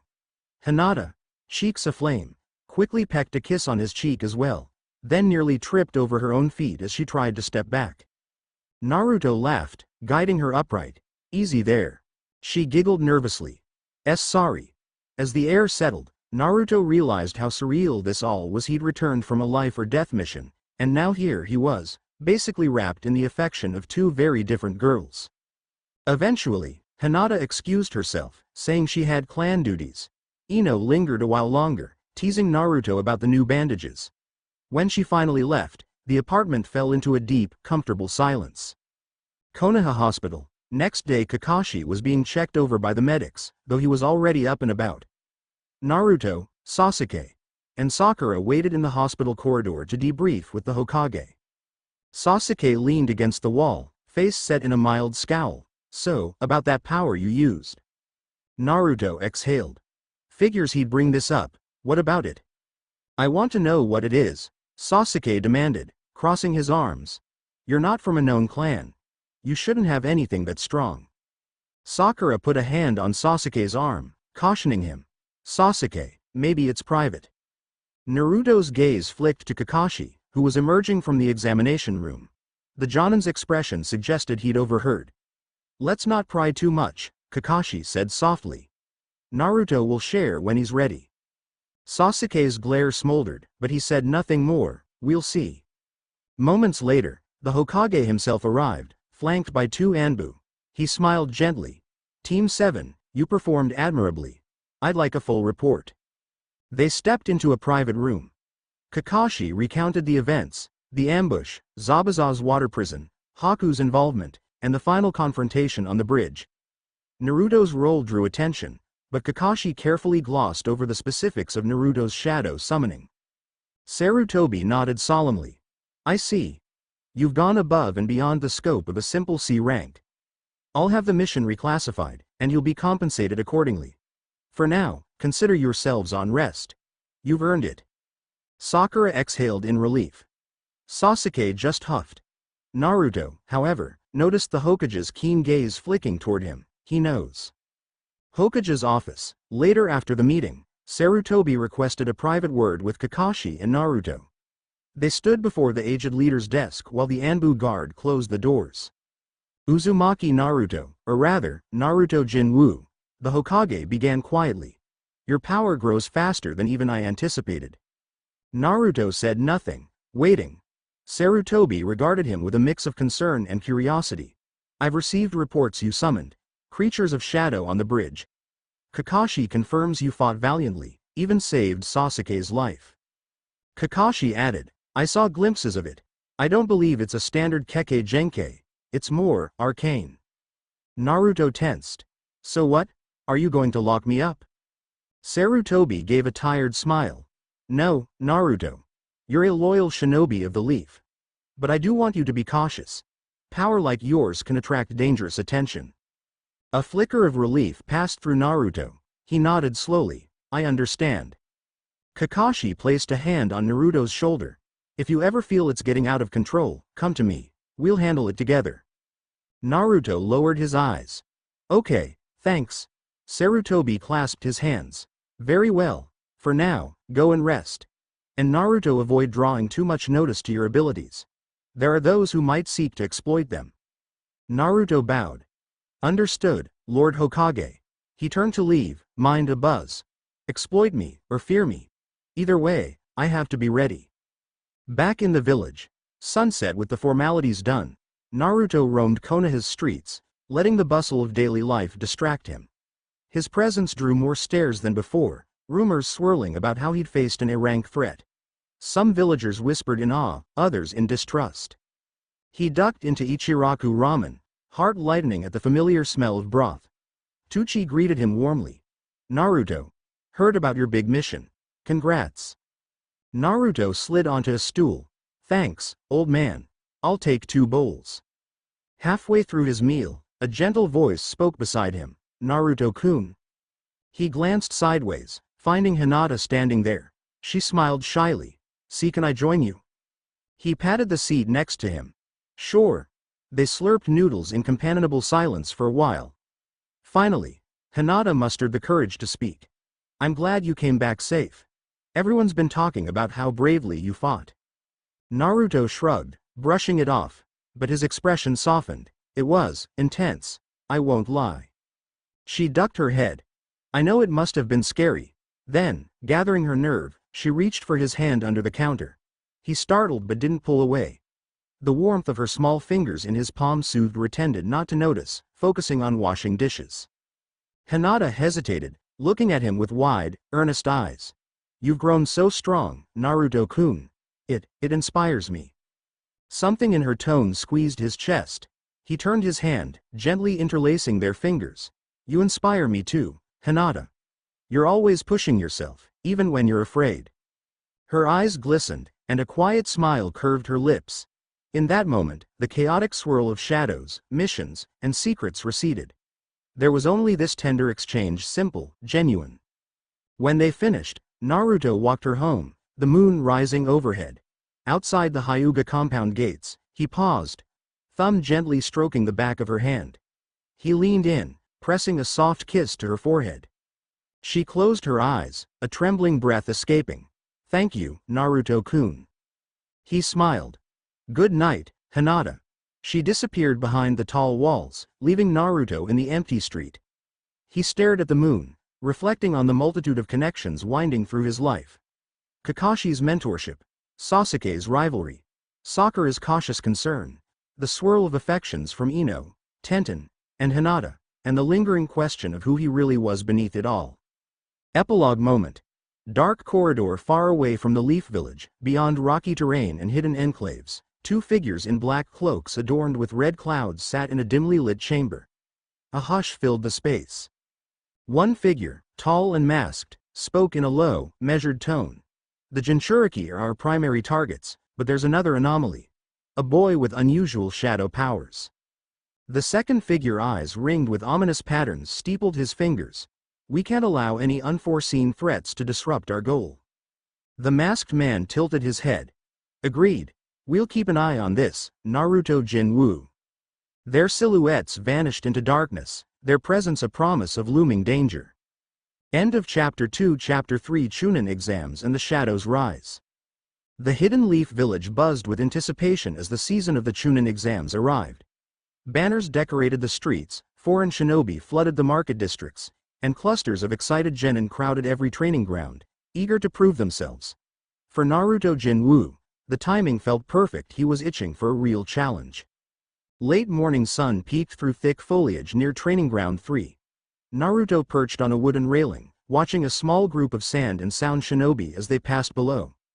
Their headbands gleamed under the light, marking them as foreign participants in the upcoming exams. Curiosity gnawed at him. Who among them might be strong enough to push me beyond my limits? His thoughts drifted to the nightly dreams he'd been having, of that endless black realm with tens of thousands of shadows kneeling at his feet. Each night, the dreams grew more vivid, as if beckoning him. He sometimes awoke drenched in sweat, the echo of that otherworldly power thrumming in his veins. His father's legacy was calling. And Naruto, for all his bravado, wasn't entirely sure how to answer yet. A flutter of movement in the branches made him tense, half ready to summon a soldier. But a familiar voice drifted from behind. "Naruto," Kakashi greeted, stepping out onto the railing. "Spying on the visitors?" Naruto grinned. "More like checking out the competition." Kakashi's visible eye curved in mild amusement. "You sure about entering the exams? It's not mandatory. Rookies rarely pass on their first try." "Come on, sensei," Naruto shot back. "You've seen what I can do." Kakashi chuckled. "You're not wrong. Honestly, I'm more worried about them." He tipped his head toward the departing foreign genin. "They have no idea what they're up against." Naruto shrugged, a faint swirl of shadow flickering around his ankles. "I'll try not to break anyone too badly." Kakashi's face turned serious for a moment. "Joking aside, be careful. Your powers are unpredictable. If you slip up, if that darkness flares too strong, you might do more damage than you intend." Naruto's smirk faded. "I know, I'll keep it in check." Satisfied, Kakashi gave a small nod. "Team 7 is set to register tomorrow morning. Make sure you rest." "Yeah." He paused. "And Naruto, don't underestimate the other participants. Some of them are no slouches." Naruto rolled his eyes playfully. "Sure thing, sensei." They parted ways, Kakashi vanishing in a swirl of leaves. Naruto lingered a moment, eyes drifting back to the foreign genin. "So it's official tomorrow, it all begins." He hopped off the railing, thoughts already racing about battles yet to come. Next day, Academy Registration Hall. Dozens of aspiring genin milled about the Academy's large auditorium, filling out forms, chatting in clusters, or eyeing each other suspiciously. The air crackled with tension. Big stakes were on the line. Passing the exams meant stepping up to Chunin rank, earning respect and more challenging missions. Naruto arrived with Sasuke and Sakura, weaving through the crowd. A wave of chatter preceded them. Some shinobi recognized the Uchiha name. Others whispered about the weirdly powerful blonde kid. A few also glanced at Sakura, though she often got overshadowed. Her association with the two top performers made her noteworthy as well. A group of sound ninja blocked the way, exuding cocky energy. One, with bandaged arms, sneered. "You the punks from the Leaf? Heard rumors about an overhyped Uchiha and a blonde bigshot. Must be you too." Naruto arched an eyebrow, stepping forward. "Overhyped? Try me." The sound ninja's grin stretched, but Sasuke was quicker, shutting it down with a lethal glare. Sakura tugged at Naruto's sleeve, whispering, "We can't cause a scene before we even sign up." Naruto huffed but let it go. The sound trio moved aside, clearly itching for a fight but not eager to get in trouble with proctors this early. They continued through the hall until they found the registration desk. There, Shikamaru, Ino, and Choji were already filling out forms, with Shikamaru looking bored out of his mind. Ino immediately brightened upon seeing Naruto. "Naruto, there you are." She nudged Shikamaru out of the way, stepping close to Naruto's side. "Walk me through these forms." He smirked. "Sure thing." He guided her elbow gently, scanning the paperwork. "You just fill out your team details and mark the release form. Simple enough." She gave a playful wink. "Thanks." Sakura stood off to the side, arms folded, rolling her eyes at Ino's brazen closeness to Naruto. But there was less irritation in her expression than before, more of a begrudging acceptance. As for Sasuke, he loitered in moody silence, clearly impatient to test himself. When they finished, Naruto's gaze landed on Hinata across the way. She was handing in her documents with Kiba and Shino. Spotting him, she mustered a small wave, face coloring. He returned the gesture with a grin. Ino caught the exchange, cocking an amused eyebrow. "Kinda messing around with all the girls, huh?" she teased under her breath. He shrugged, playful sparkle in his eyes. "Jealous?" She scoffed but slipped her arm around his waist in a bold claim. "Maybe." Sakura noticed the gesture, lips pressing thin, but said nothing. A commotion at the far end of the hall drew everyone's attention. Rock Lee was challenging Sasuke to a quick spar, apparently enthralled by the Uchiha's reputed talent. Curiosity pulled the entire group over. Sasuke, never one to back down, agreed with a terse nod. Naruto followed, partly intrigued. In a quiet corner of the hallway, Lee assumed a stance. "Please, let me test the strength of the Uchiha clan's survivor." Sasuke bristled. "Fine." The two clashed in a blur of taijutsu. Lee's speed surprised Sasuke and Naruto. For a fleeting moment, Lee outmaneuvered Sasuke, dealing a sharp blow to his shoulder. Sasuke skidded back, eyes burning in frustration. He prepared to act, but Might Guy appeared in a swirl of green spandex, stopping the duel with a dramatic flourish. "No unsanctioned battles before the exams," Guy proclaimed, hugging a mortified Lee from behind. Youthful passion must be channeled properly. Sasuke's scowl deepened, but he let it go. Naruto filed away a mental note. That Lee guy is no joke. They soon dispersed, adrenaline thrumming from the near fight. Next stop, the written exam. Academy. The first test. A hush fell over the large classroom as Ibiki Morino stepped forward, cold eyes scanning the candidates. Naruto sat near the middle row, Sakura on his right, Sasuke behind him. The proctor explained the rules in a terse, intimidating manner. Answer the written questions with minimal mistakes, avoid cheating, and don't get caught. Naruto's heart thudded. He was no academic prodigy, nor did he have a Byakugan or Sharingan to copy answers. Think. Keep it together. When the test began, Naruto stared at the cryptic questions. He recognized advanced ninja theory stuff well beyond standard genin curriculum. He bit his lip, resisting the urge to panic. Around him, subtle trickery played out. Kunoichi using mirrors in lipstick tubes, shinobi projecting illusions, puppet users slipping tiny contraptions around. For a moment, Naruto considered summoning a tiny shadow soldier to peek at other papers. But the risk was too great if Ibiki or the exam watchers caught on. He glanced at Sakura. She scribbled confidently, her academic skills shining through. Meanwhile, Sasuke pretended to observe the blank blackboard, secretly activating a single Sharingan eye to glean from a skilled test-taker a few seats ahead. Naruto decided to trust Sakura's intelligence. He tapped lightly on the edge of her desk with his foot, just once. She didn't look back, but she angled her arm in such a way that Naruto could glimpse her answers in quick glances. He copied discreetly, sweat beading on his forehead. Time ticked away. After nearly an hour, Ibiki dropped the final bombshell. The 10th question: take it and risk failing forever if answered incorrectly, or leave now and get another chance next year. A wave of fear washed over the classroom. Some genin stood up and quit on the spot. Naruto's mind spun. I'm not running. No way. He rose abruptly, ignoring Sakura's startled look. I'm not going anywhere, he declared, voice ringing through the silent room. Even if I fail, I'll push forward until I'm Hokage. Nothing's stopping me. Ibiki's lips twitched in a subtle smirk. Well said. In the end, those who remained passed the first exam by demonstrating true resolve. The tension broke in a flood of relief. As they exhaled, a sudden crash shattered a nearby window. A black cloth banner unfurled, and a purple-haired Kunoichi landed on the sill. All right, maggots. I'm Enko Mitarashi, your next proctor. Don't get too comfy, cuz I'm about to weed out half of you in the forest of death. Naruto's pulse quickened. The real fun was about to begin. Outside the forest of death, tall iron gates loomed, behind which dense trees and tangled vegetation stretched as far as the eye could see. The second exam. A survival challenge that required teams to collect 2 scrolls, Heaven and Earth, and make it to the tower in the center of the forest. Genin teams crowded around Enko, who explained the risks: poisonous plants, savage animals, no-holds-barred combat with other teams. Loss of life was entirely possible. Naruto's grin widened. Finally, a proper test. Sakura looked uneasy. We have to be careful, guys.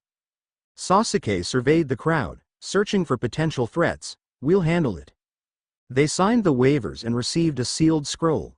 Then Enko signaled for the gates to open. One by one, teams dashed into the forest's dark maw, tension thrumming in the hot, humid air. Deep in the forest of death, Day 1 Team 7 moved swiftly, covering ground while staying alert. The canopy overhead filtered the sunlight into dim, shifting beams, and the rustle of wildlife echoed from all sides. Naruto's senses prickled. Something about this place reminded him of his own shadow domain, wild, predatory, full of lurking danger. He inhaled, adrenaline pulsing. In the first few hours, they encountered weaker teams. One group from the grass village attempted a stealth attack. Naruto slammed two of them into a tree trunk, while Sasuke pinned the third with a kunai to the throat. After rifling through their things, they discovered the enemy held the same scroll-type heaven. No luck. They left them unconscious and continued on. As dusk approached, they set up a makeshift camp near a shallow river. Sakura refilled their canteens. Sasuke kept watch. Naruto lingered on the outskirts, scanning the area. That's when a flicker of movement drew his eye. He spun, hand on a kunai. A Kusa ninja with disturbingly long tongue approached. Well, Team 7, right? Sasuke tensed. Who are you? The strange Kusa ninja chuckled, eyes reflecting a reptilian glint. Something about them was off. A wave of killing intent rolled through the clearing, chilling them to the bone. Naruto's breath caught. That aura felt far beyond normal genin. Even beyond normal jonin. It was monstrous. Orochimaru. He'd never met the man, but rumor had it the legendary Sannin had deserted the leaf and dabbled in forbidden jutsu. Sakura's knees buckled under the pressure of the killing intent. Sasuke clutched at his chest, fighting to breathe. Naruto's mind raced. The shadows in him stirred wildly, urging him to either fight or flee. The Kusa ninja's form rippled, revealing a pale face with golden eyes. What deliciously strong chakra you have, Naruto Jin-Woo, the figure hissed, licking his lips. And you, Uchiha Sasuke, yes, you'll prove quite interesting. Naruto gritted his teeth. You're no genin, who are you really? Orochimaru smirked. I am a hunter of potential, and you two are prime specimens. In a blur, he lashed out with a devastating wind jutsu, forcing them to scatter. Naruto summoned a swirl of shadow around his arms. Sasuke, back me up. But Sasuke stood frozen, eyes wide with terror. The killer intent pinned him down more effectively than any rope. The enemy seized the moment, lunging at Sasuke. Naruto raced in, blocking with his kunai. Metal screeched against Orochimaru's slender blade. Orochimaru's strength was immense, nearly throwing Naruto off balance. A savage grin twisted Orochimaru's features. So you do have power. He flicked his wrist, sending Naruto skidding back with a gust of invisible force.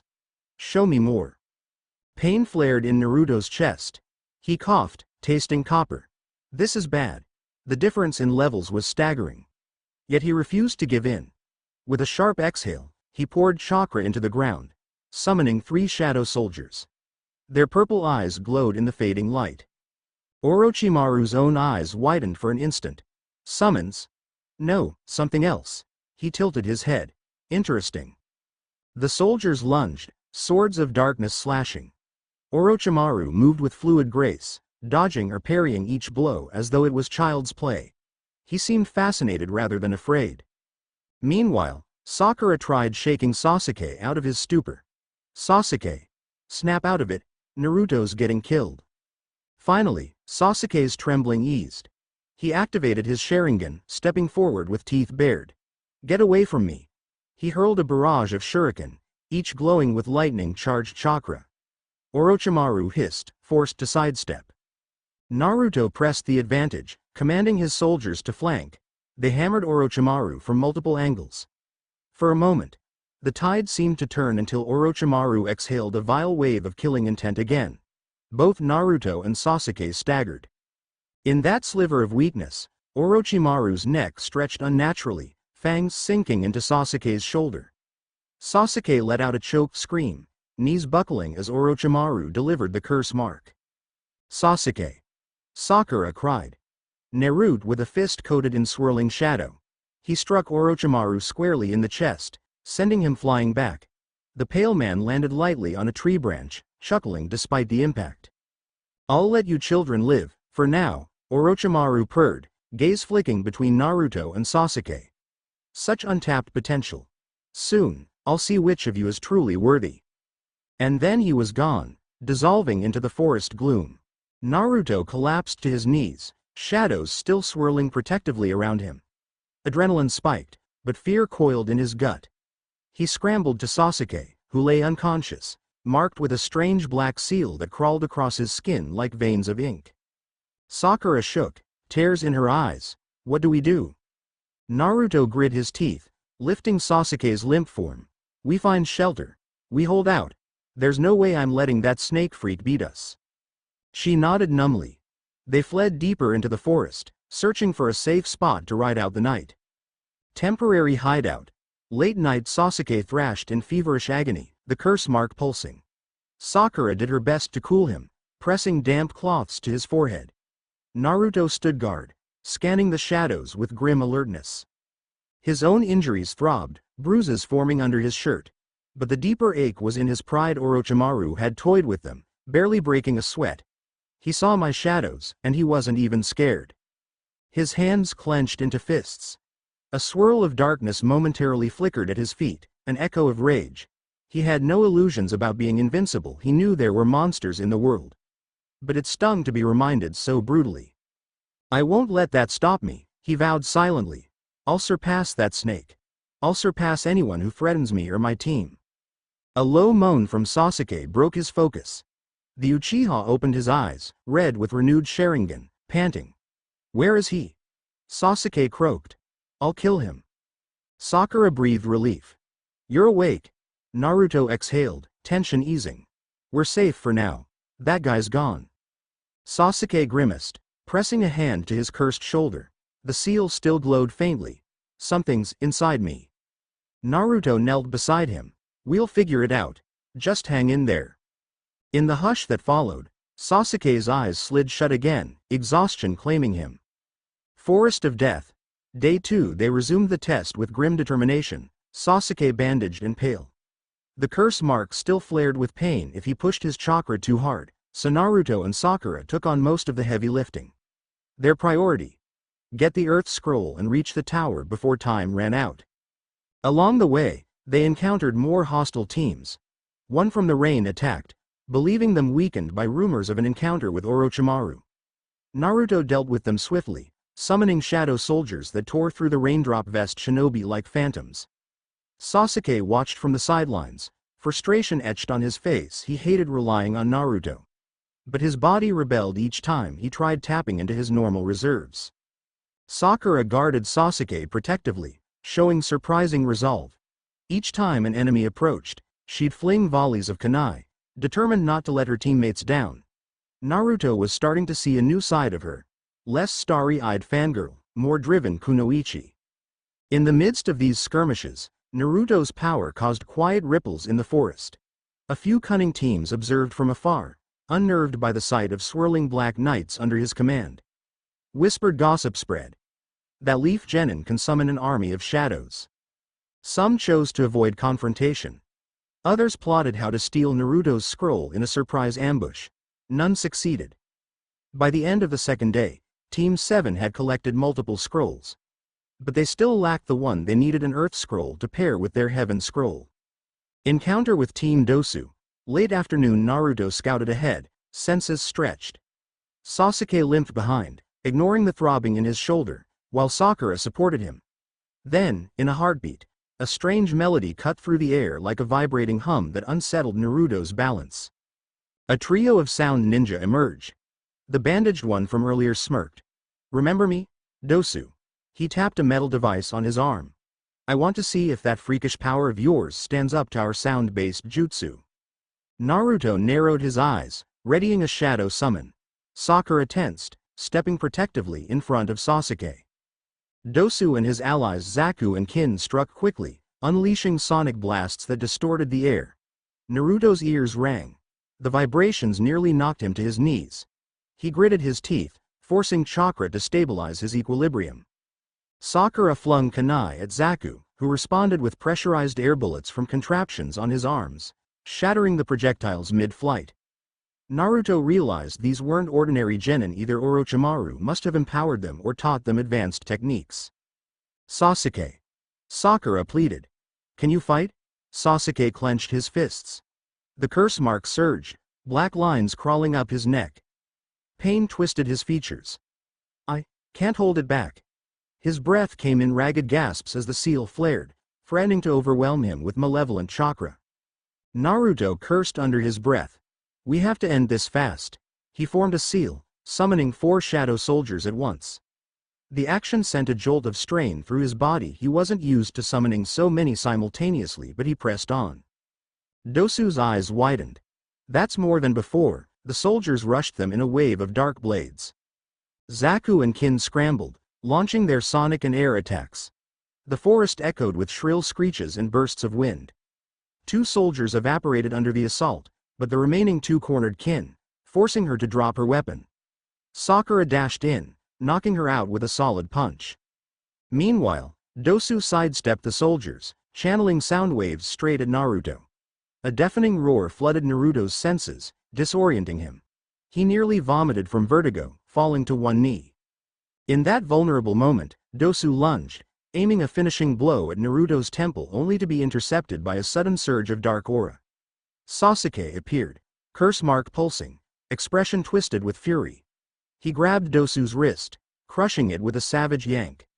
Dosu howled in pain as bones snapped. Sasuke. Sakura gasped, horrified. Stop. Sasuke's Sharingan glowed with unnatural intensity. He lifted Dosu by the broken arm, ready to break him further. Naruto, shaking off the dizzying sound waves, staggered upright. He's lost in the mark's influence. Sasuke. Naruto barked. Enough. For a tense moment, Sasuke ignored him, gaze locked on Dosu's terrified face. Then Sakura clutched Sasuke's arm. Tears in her eyes. Please. You're not a killer, she whispered. Don't lose yourself. Sasuke's eyes flickered with conflict. Slowly, he released Dosu, who collapsed, clutching his ruined arm. Zaku was unconscious, and Kin lay defeated. The fight was over. After rifling through the sound trio's pouches, Naruto found an earth scroll.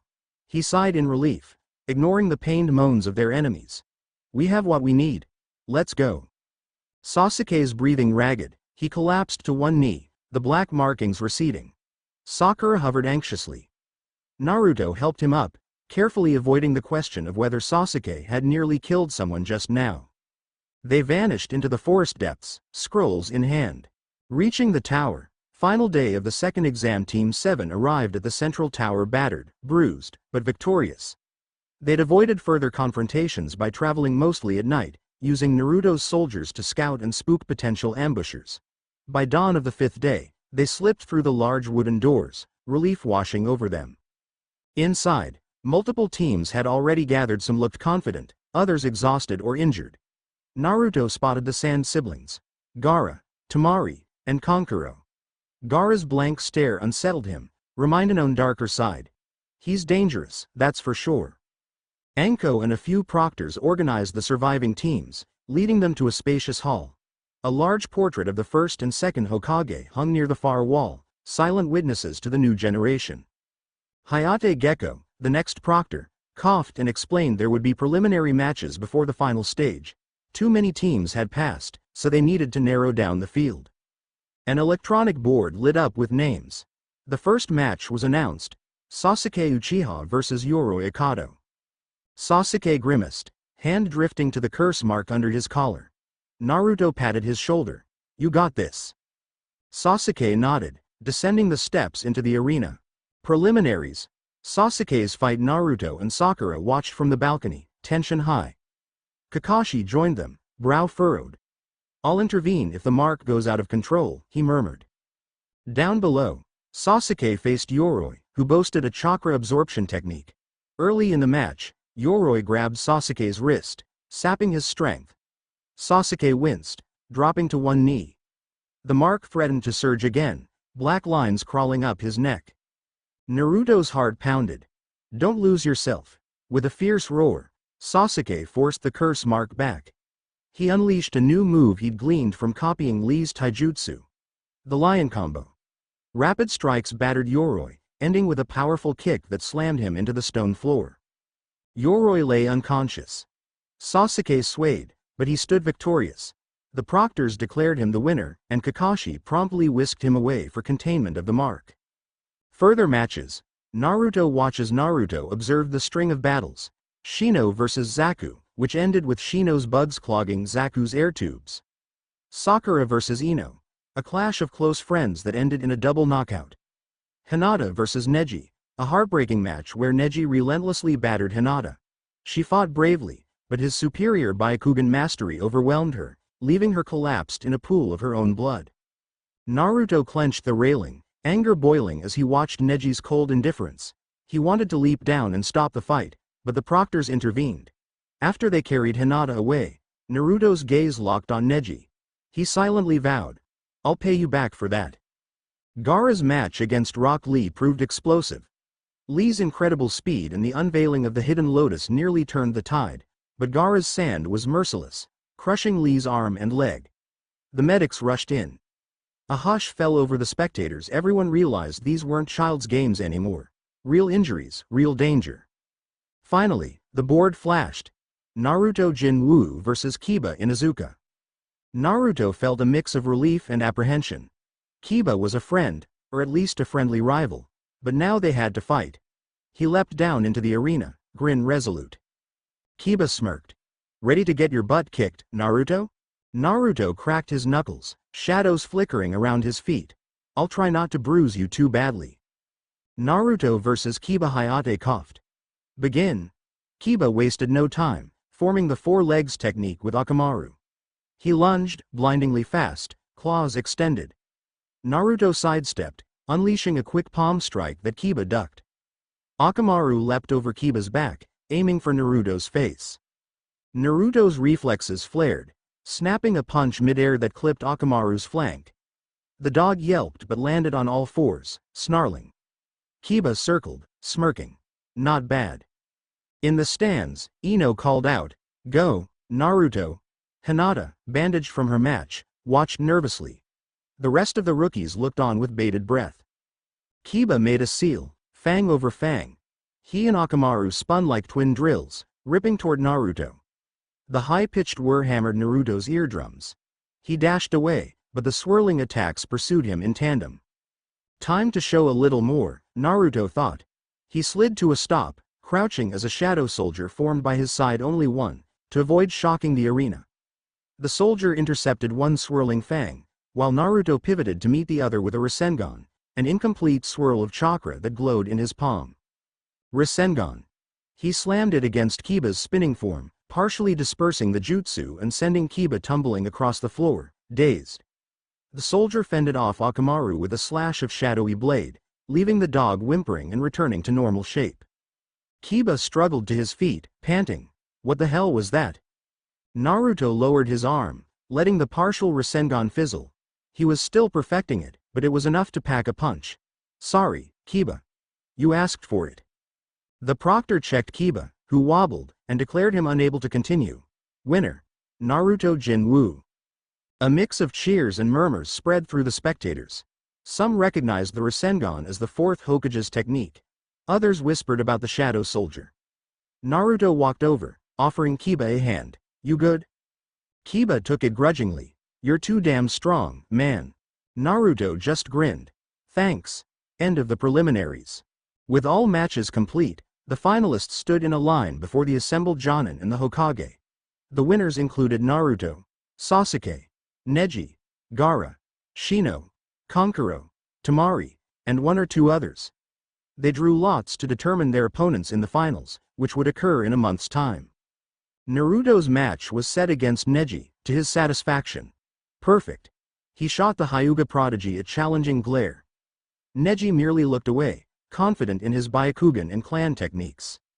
The Hokage addressed them with a proud smile. "You have all proven your worth. The final round is in 1 month. Use this time to train and improve.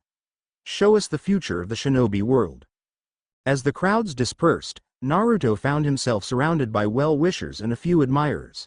Ino rushed in for a congratulatory kiss on the cheek, ignoring Sakura's glare. Hinata approached timidly, giving him a small gift. A band of embroidered cloth to wear around his wrist for luck. He thanked her with a warm smile, placing a gentle kiss on her forehead that made her cheeks light up. Even Tenten swung by from the stands, crossing arms with a teasing grin. "Nice job, big shot." We should spar again sometime, maybe after I finish my own training for the finals. She leaned in, whispering, or maybe we can skip the spar and go straight to the celebration part. She pecked a quick kiss on his lips, heedless of who might see. Naruto blinked, heat coursing through him. Sure, he managed, feeling half flustered, half amused. Sakura, from a small distance, rolled her eyes at the spectacle, but her expression was less hostile than before. Perhaps she was starting to accept that Naruto was, well, Naruto. A swirl of complicated emotions lingered in her gaze, though frustration, curiosity, maybe even a flicker of jealousy. A month of training begins. The next days flew by. Sasuke trained in secret under Kakashi, working to tame the curse mark. Rumors said Kakashi had suppressed it with a special seal. Sakura devoted herself to studying with Kurenai and sometimes practicing with Tenten on basic taijutsu. She even approached Naruto for help on chakra control, but he couldn't spare much time. He had his own regimen to master. Jiraiya, the Toad Sannin, appeared in the village around that time, supposedly to do research, though Naruto heard he was also asked by the Hokage to keep an eye on Orochimaru's movements. In a twist of fate, Jiraiya took an interest in Naruto's Rasengan attempts. "That's my student's technique," Jiraiya said, eyes narrowing. "Who taught you?" Naruto shrugged. "Found it in some scroll notes, sort of an accident. I haven't perfected it yet." Jiraiya rubbed his chin. "I can help with that, but, kid, you've got other powers too, right?" Naruto stiffened. "Something like that." Jiraiya grinned slyly. "I've heard the rumors. Shadows, is it? I won't pry if you don't want me to. But harnessing the Rasengan will be easier if you balance normal chakra flow. Let's get to work." Thus began a grueling daily schedule. Naruto would meet Jiraiya at dawn for Rasengan training. Then practice shadow summons on his own, pushing his limit of how many soldiers he could manifest at once. By night, he collapsed into bed, exhausted. Unexpected encounters. Late one evening, a warm breeze swept through the quiet training ground, the sky tinged with twilight. Naruto took a break from summoning soldiers, panting, arms shaking from strain. He'd managed to conjure 5 at once, a new record. They vanished as he sank to his knees. A rustle from the bushes. Temari stepped out, her large fan resting on her shoulder. "You're training pretty hard, huh?" He straightened, rolling his neck. "I could say the same. You're out late too." She smirked. "Everyone's got something to prove at these exams. Besides, my kid brother Gaara is complicated. I'm trying to keep an eye on him, but it's not easy." She paused. "I've heard about your powers. Summoning ghostly soldiers, kind of spooky, but impressive." He shrugged, catching his breath. "Just a thing I do. You're not freaked out?" She tilted her head, a slight grin on her lips. "I've seen worse." Moving closer, she lowered her fan. "You're interesting, Naruto Jin-Woo. Confident without being a jerk about it. Makes me wonder how strong you really are." He chuckled, lifting an eyebrow. "You want to find out?" Temari's eyes glinted. "Depends on how you mean that." She leaned in, crossing into his personal space. The air between them crackled with tension, half challenge, half flirtation. "We could spar, or..." She didn't finish the sentence, letting it hang suggestively. Naruto's smirk matched hers. "Why not both?" In a sudden move, Temari swung her fan open, creating a gust that sent Naruto stumbling. He quickly regained balance, summoning a single soldier to brace him. She laughed, intrigued by the sight of the flickering Shadow Knight. They exchanged a brief flurry of moves, her wind techniques pitted against his shadow summon. Though it was just a playful skirmish, sweat soon glistened on their skin. At last, Naruto managed to slip behind her guard, pressing the dull edge of a kunai to her throat. A shallow breath escaped her parted lips. "Not bad," she murmured. He lowered the kunai, releasing her. "You let your guard down." She shrugged, dropping her fan. "I might have been distracted." Slowly, she traced a finger along his collar, eyes scanning his face. "You're not half bad looking, you know." Heat flared in his chest. He leaned in, tipping her chin up, and caught her lips in a swift, confident kiss. She made a soft noise of surprise before melting into it, arms snaking around his neck. The moment was electric, two headstrong shinobi colliding in a surge of adrenaline and mutual attraction. When they broke apart, she exhaled, eyes shining. Don't think I'll go easy on you in the final matches if we both make it there. He grinned. Wouldn't have it any other way. A swirl of wind enveloped her as she hefted her fan again. See you around, Naruto. And with that, she vaulted into the trees, leaving him standing there with a racing heartbeat and a crooked smile. Rising tensions. 2 weeks before finals, rumblings of trouble bubbled beneath Konoha's calm surface. Naruto sometimes caught glimpses of Suna, Sand, shinobi exchanging hushed words with Otto, Sound, operatives. There were rumors of Orochimaru's infiltration. On top of that, the Akatsuki organization was rumored to be moving behind the scenes, though no one was sure what they wanted. Something about Jinchuriki and powerful anomalies. Naruto's shadow powers, though not widely understood, had drawn the cautious eye of the elders. Danzo, especially, was rumored to be sniffing around, seeking new weapons for his hidden root organization. Naruto felt the weight of prying eyes every time he summoned a soldier. He kept his head down and trained. Become so strong that no one can dare control me, that was his mantra. Spontaneous clash. Naruto and Gaara one evening, while returning from a late Rasengan session with Jiraiya. Naruto almost collided with Gaara in a deserted side street. The red-haired sand ninja stood motionless, sand gourd slung on his back, eyes hollow. Gaara said nothing at first, just stared with eerie intensity. Finally, he spoke in a monotone. Your power smells of blood and darkness. Naruto frowned. You can sense that. Gaara's sand coiled at his feet, restless. I know what it's like to be cursed with something inside you. My mother's hatred flows through this sand. Naruto realized Gaara might be referencing Shukaku, the One Tail. The boy's aura was violently unstable, as though he teetered on the brink of insanity. He's like a twisted mirror of me, someone who never found balance. Gaara's sand twitched, forming tendrils. Prove your existence to me. Fight me, or I'll kill you where you stand. Naruto tensed, summoning a soldier on instinct, but before violence could erupt, a whisper of movement intervened. Baki, Gaara's Jonin-sensei, appeared and placed a firm hand on Gaara's shoulder. Not now, Baki murmured. Gaara exhaled slowly, the sand receding. He turned away without another word, vanishing into the shadows. Baki nodded a brief apology to Naruto, then left. Heart-pounding, Naruto dispelled the soldier. Gaara's not just strong, he's unstable. If we clash in the finals, it won't be a normal fight. A grim thrill sparked in Naruto's veins. But if that's what it takes to test my power, so be it. The eve of the finals, a hush settled over Konoha as the final day approached. Spectators from every village poured in, reserving seats in the giant arena. The Hokage oversaw preparations with cautious optimism, despite the undercurrent of looming threat. Naruto spent the night on his apartment balcony, gazing at the moon. He could practically taste the tension in the air. He'd grown so much in the past month, refining the Rasengan, honing his shadow summons, flirting with multiple women who each stirred different emotions in him.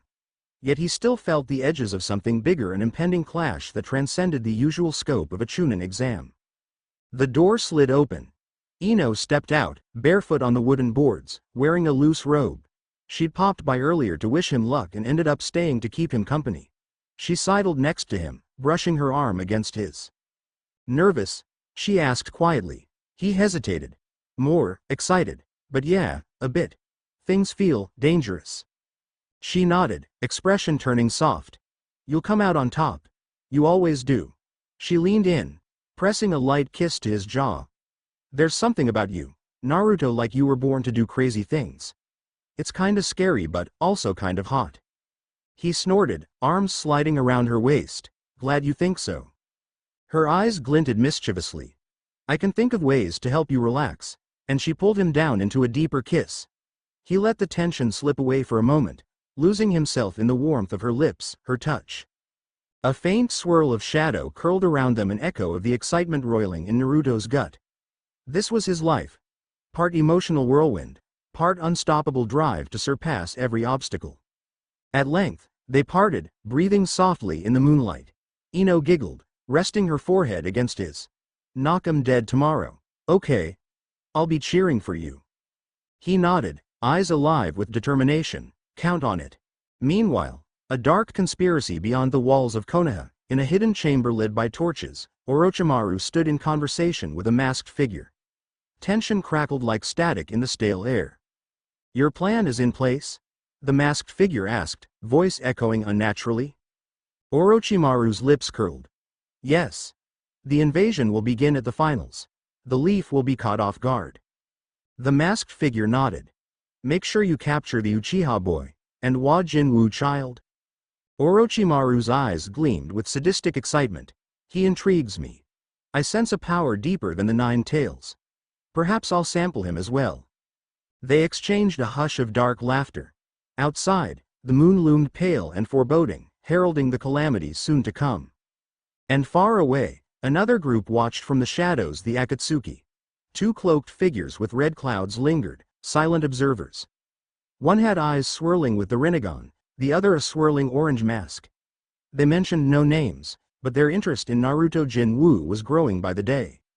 End of Chapter 3. Chapter 4. Akatsuki Shadows and a New Threat. Flickering torches lined the massive stadium walls, and the early morning sky was a mosaic of pastel blues and oranges. The final stage of the Chunin exams had arrived. By dawn, crowds packed the arena seats. Feudal lords, wealthy merchants, shinobi from allied and rival villages. Tension hung in the air, palpable as the hush before a storm. Naruto Jin-Woo stood in the competitors' corridor beneath the stands, arms crossed, gaze distant. His heart pounded, not with fear, but with excitement. He'd trained like a madman these past 4 weeks. Honing the Rasengan under Jiraiya's watchful, if eccentric eye, pushing his limits in summoning shadow soldiers, forging new bonds within his strange, ever-growing circle of admirers. Today, he faced Hyuga Neji, touted as the genius of the Hyuga clan. Ordinarily, that would be enough to make the crowd buzz, but Naruto's recent reputation also drew eyes. Rumors circulated about his uncanny powers. Some whispered he might even match the likes of the Uchiha or the legendary clans if he unleashed his full strength. He glanced down the corridor at Gaara, who waited with arms folded, face expressionless. The redhead's aura oozed quiet malice. Something's definitely off about him. Naruto had glimpsed him late at night, talking to himself? Or maybe the demon inside. Sasuke wasn't even present, still off training with Kakashi, rumored to arrive last minute. Sakura, sitting in the audience, waved to Naruto when she spotted him. He offered a quick smile. Tenten and Ino, seated nearby, gave him confident thumbs-ups. Hinata, recovered from her bout with Neji, observed from further down, wearing a resolute expression despite lingering bruises. Even Tamari, leaning on her giant fan near the competitor's box, caught his eye and smirked, a silent promise of more sparring if they both advanced. The proctor for the final stage, Genma Shiranui, made a brief announcement, reminding everyone of the rules. Then he called for the first match. Arena floor. Naruto versus Neji. Cheers erupted as Naruto and Neji took their positions in the center of the arena. The late morning sun baked the stone tiles underfoot, and an electric current of anticipation raced through the audience. Neji's pale eyes flickered with an inner intensity as he activated the Byakugan. "I told you before, Naruto," he said quietly, "destiny cannot be changed. Some are born to be strong like me and some can only stand in awe." Naruto cracked his knuckles, lips curving into a half smile. "You talk too much, Neji. Let's see if your fists can back it up." Genma glanced between them. "Begin." Neji wasted no time. He sprinted in, palm extended in the signature gentle fist style. Naruto recognized the lethal precision of that stance. One strike could seal off chakra points, crippling an opponent's abilities. But Naruto wasn't the scrawny prankster of old. He pivoted away from Neji's first lunge, letting a swirl of shadow slip around his ankles. In a heartbeat, he called forth 2 small shadow soldiers. Their blade-like limbs hummed with dark energy. Gasps rippled through the stands. "So the rumors are true." Neji's eyes narrowed. "Summon beasts." "No, this is something else." He twisted, slamming a palm strike into the first soldier. Its shadowy form shuddered but didn't dissolve. Naruto had poured extra chakra into reinforcing them. The second soldier attacked from behind, forcing Neji to dodge. Naruto seized the opening. He dashed in, forming a swiftly rotating sphere of chakra in his right-hand Rasengan. Neji caught the motion in his periphery, eyes widening. At the last second, he spun with perfect Hyuga grace. 8 trigrams palm rotation. A dome of whirling chakra flung Naruto back, sending him skidding across the tile. His Rasengan dispersed, leaving his hand tingling. The soldiers were also repulsed, flickering as if their forms might break. Damn, Naruto thought, shaking off the impact. He can handle my summons and the Rasengan? Neji pressed the advantage.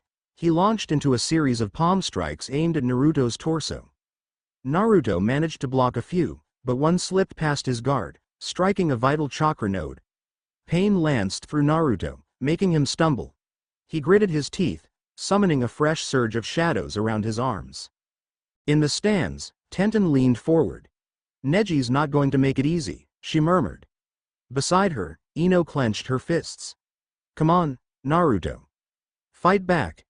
Hinata, heart-pounding, silently prayed for Naruto's victory even as she worried over Neji's harsh worldview. Neji sneered. Your shadow creatures won't save you. Once I seal your Tenketsu points, you're finished. Naruto exhaled, focusing. I've trained for moments like this time to show him what's truly inside me. His pupils flashed with a hint of deep violet, and he let the tiniest fraction of his father's lineage awaken. A potent swirl of dark chakra enveloped him. Neji hesitated. This presence feels suffocating. Naruto lunged with renewed speed, dancing between Neji's strikes.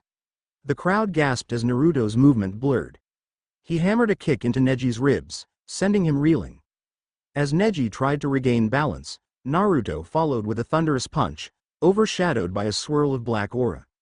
Neji spun away, landing hard, panting in shock. You're not the only one with a special technique, Naruto said, voice steadier now. Destiny? Fate? I don't give a damn about that. I decide who I am. Neji struggled upright. He's generating more chakra than before. Where is it coming from? He grit his teeth, launching into a final desperate assault. 8 trigrams. 64 palms. Palm after palm struck Naruto's torso and arms, each blow sealing a chakra point. Naruto grimaced, trying to move away, but the unrelenting barrage forced him back. The next strike slammed into his chest and a swirl of shadow erupted from Naruto's body, absorbing part of the impact. Neji's eyes went wide. The final few strikes missed as Naruto twisted aside. He can't fully shut me down if I use the shadows as a buffer. Naruto, breathing hard, let his right hand flare with one more Rasengan. This time, he poured a sliver of that dark aura into the spinning chakra. The sphere glowed with a faint purple tint. He jammed it against Neji's chest. Rasengan Shadow Infusion. Neji tried to spin again, but the blow connected at close range, blasting him off his feet. He crashed to the arena floor, coughing blood, his Byakugan fading. The stadium fell silent. Genma approached, raising a hand over the fallen Hyuga. Neji's chest rose and fell, but he couldn't stand. Winner. Naruto Jin-Woo. The crowd erupted in cheers and stunned murmurs. Naruto let out a long breath, releasing the shadow chakra coiled around him. For a moment, he felt dizzy, summoning that extra power always took a toll. He offered Neji a hand. The Hyuga genius eyed it with a pained scowl, but eventually accepted, allowing Naruto to help him up.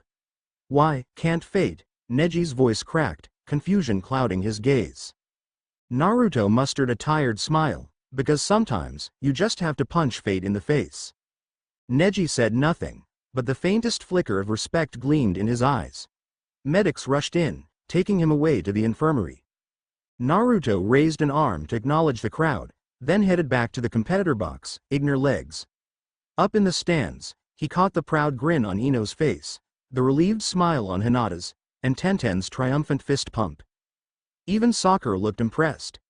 He was about to join them when Jiraiya waved him over from a nearby hallway. A strange presence. Jiraiya's warning. Jiraiya led Naruto to a quiet corner under the stands, away from prying ears. Nice work, kid. But I saw that extra flare in your Rasengan. You tapping that shadow power more openly now? Naruto shrugged, forcing a casual air. I was in a bind. I had to do something. The Toad Sage frowned. Yeah, and you nearly tore your own chakra system in the process. You're mixing two sources of power without a perfect balance could backfire if you're not careful. Naruto's jaw tightened. I know, I'll figure it out. Jiraiya studied him for a moment, then sighed. Well, keep your head on a swivel. Something big's brewing. The sand and sound are too cozy. Orochimaru might be plotting something. Orochimaru, Naruto muttered, recalling the snake's terrifying presence in the forest of death. If he makes a move, I won't run. That's what I'm worried about, Jiraiya said wryly. Anyway, rest up. The next matches are about to start. Naruto nodded, heartbeat still pounding from his own fight. He left Jiraiya and headed for the stands, drawn by the roar of the spectators. Other matches and looming danger. Temari handily defeated Tenten in a short match, though it was more to show off the ferocity of her wind scythe techniques than to be truly brutal. Tenten fought well, but Temari's advantage in mid-range combat was too great. Once Tenten was knocked out, Temari shot Naruto a confident look, as if to say, I'll see you later. Shino secured a strategic victory over Kankuro, forcing the puppet user into a corner with his insects. Kankuro forfeited early to hide his puppet's secrets. Sasuke's match against Gaara came next, but Sasuke was nowhere to be seen. The proctor threatened disqualification. The crowd buzzed with impatience. Finally, just as the time limit was about to expire, Kakashi and Sasuke appeared in a swirl of leaves. Sasuke carried a new edge about him, dark confidence flickering in his gaze. The fight began. Gaara's sand shield proved almost impenetrable until Sasuke unleashed a newly acquired technique. The Chidori. Lightning crackled in his palm, slicing through Gaara's defense and drawing blood. Gaara howled, clutching his wounded shoulder, eyes wild. The arena erupted in gasps. Nobody had seen Gaara bleed before. The match escalated dangerously, until Gaara's control slipped and his tailed beast began emerging in a partial transformation. Sand swirled, monstrous chakra exploded. But before a full catastrophe could unfold, a sudden flare of purple illusions spread across the stadium. A gust of wind stirred the stands. Invasion unleashed. Ninja in sound headbands sprang from hidden compartments. Sand shinobi wearing disguised leaf uniforms tossed aside their masks. The entire arena plunged into chaos. Civilians screamed, scrambling for exits. Konoha's defenders rushed to contain the breach. Up in the cage box, Orochimaru disguised as the Cage revealed himself, seizing the Hokage in a heartbeat. They vanished behind a barrier of purple flames on the rooftop. Naruto's heart hammered. It's happening. Orochimaru's plan. Sasuke, now fixated on Gaara, pursued him out of the stadium as Gaara retreated with Temari and Kankuro. Kakashi barked orders for the genin to regroup and protect the villagers, but Naruto had no intention of staying on the sidelines. Sasuke's heading into a trap. If Gaara fully transforms, it's going to be bad. He sprinted after them, ignoring the swirl of battling shinobi around him. Screams and clashing steel filled the air. The sky above darkened with ominous storm clouds, perhaps summoned by some hidden jutsu. Smoke rose from parts of the village as sound and sand forces attacked. Akatsuki shadows a brief glimpse en route. Naruto felt a sudden spike of malevolent energy that didn't fit the current battlefield. Another presence. He dashed into a side street, where he spotted two dark silhouettes perched on a distant roof, watching the chaos. Their cloaks bore red clouds. Akatsuki. One figure had a swirling orange mask, the other sported eerie purple rippled eyes, the Rinnegan. They seemed more like observers than active participants, though a heavy air of menace radiated from them. Naruto narrowed his eyes, summoning a single shadow soldier. But by the time he blinked, the two strangers disappeared. They're just gone. A cold trickle of unease slid down Naruto's spine. Who are they? And why are they here? He had no time to dwell on it. He had to catch up with Sasuke and Gaara. Forest edge. Gaara's transformation outside the village walls. Sasuke confronted Gaara among twisted trees and rocky outcrops. Gaara's sand cocooned his body, forming a monstrous half-Shukaku visage. Temari tried to calm him, but he roared, swatting her aside. She flew into a boulder, groaning in pain. Naruto arrived just in time to see Sasuke attempt another Chidori, only to be repelled by a massive sand limb. Sasuke slammed into the ground, clutching his curse mark in agony. The mark flared, black lines crawling across his skin as he teetered on the verge of losing control. Gaara's eyes glowed with murderous intent, the beast's influence warping his features. I'll kill you all.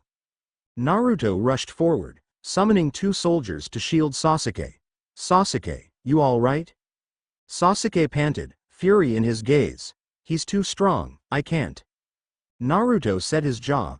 "Time to push beyond my limits." He inhaled and summoned more shadow soldiers, 5 this time, the most he'd ever tried in a live fight. His body trembled under the strain, but the soldiers materialized, forming a semicircle around the rampaging Gaara. Gaara shrieked, sending waves of sand laced with demonic chakra at them. 2 soldiers were instantly shredded, dissolving into black mist. The remaining 3 darted in, slashing at Gaara's shell. Naruto formed a Rasengan in each hand, splitting his chakra.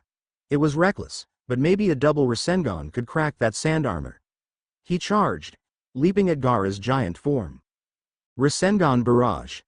2 swirling orbs slammed into Gaara's torso, blasting chunks of sand away. Gaara howled, staggering back. Sasuke watched in wide-eyed disbelief. He's insane, using 2 Rasengans at once? But Gaara still wasn't done. The partial Shukaku form shuddered, then grew, bursting more of the beast's shape into reality. Claws formed. A tail whipped around, toppling trees. A guttural roar echoed across the forest. Naruto felt his chakra dipping dangerously, the cost of multiple soldiers plus double Rasengan. He turned to Sasuke. "Can you move?" Sasuke gritted his teeth, forcing himself upright, barely. "Then help me. We strike together," Naruto growled, forcing every ounce of wool into his voice. Sasuke hesitated, but seeing Naruto's unwavering resolve lit a fire in him. The curse mark flared again, but this time Sasuke tried to push it down. "Fine." They charged in unison. Naruto let the last 3 soldiers converge from behind, hacking away at Gaara's mutated back. Meanwhile, Naruto and Sasuke attacked the front, Rasengan and Chidori colliding with the sand demon's snarling visage. The explosion of chakra was deafening.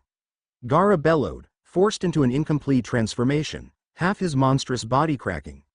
In the recoil, Naruto caught a glimpse of Gaara's human face twisted in desperation. This wasn't just rage. It was fear, loneliness, and madness all tangled together. For a split second, Naruto saw a reflection of himself, a child with a monster inside, grappling for meaning. It made him hesitate. "Gaara," he whispered. Gaara snarled, lunging once more. The massive sand claw swung down. Naruto couldn't dodge in time, too drained. "This is gonna hurt." Sasuke tackled Naruto out of the bling across the grass. The claw slammed into the earth, sending debris skyward. "Moron," Sasuke rasped, "don't hesitate now." Naruto shook his head, focusing. "Right." He gathered the last dregs of chakra into a final Rasengan. No fancy dual wielding this time. Just one shot. He sprinted at Gaara, weaving through the thrashing sand tendrils. Gaara tried to block, but the soldier flanking him jammed a shadow blade into his side, momentarily distracting him. Naruto's Rasengan connected. A thunderous explosion rocked the clearing. Gaara's monstrous form shattered, sand raining in thick clumps. When the dust settled, Gaara lay on the ground in his normal body, gasping, eyes wide. Naruto, panting heavily, sank to his knees.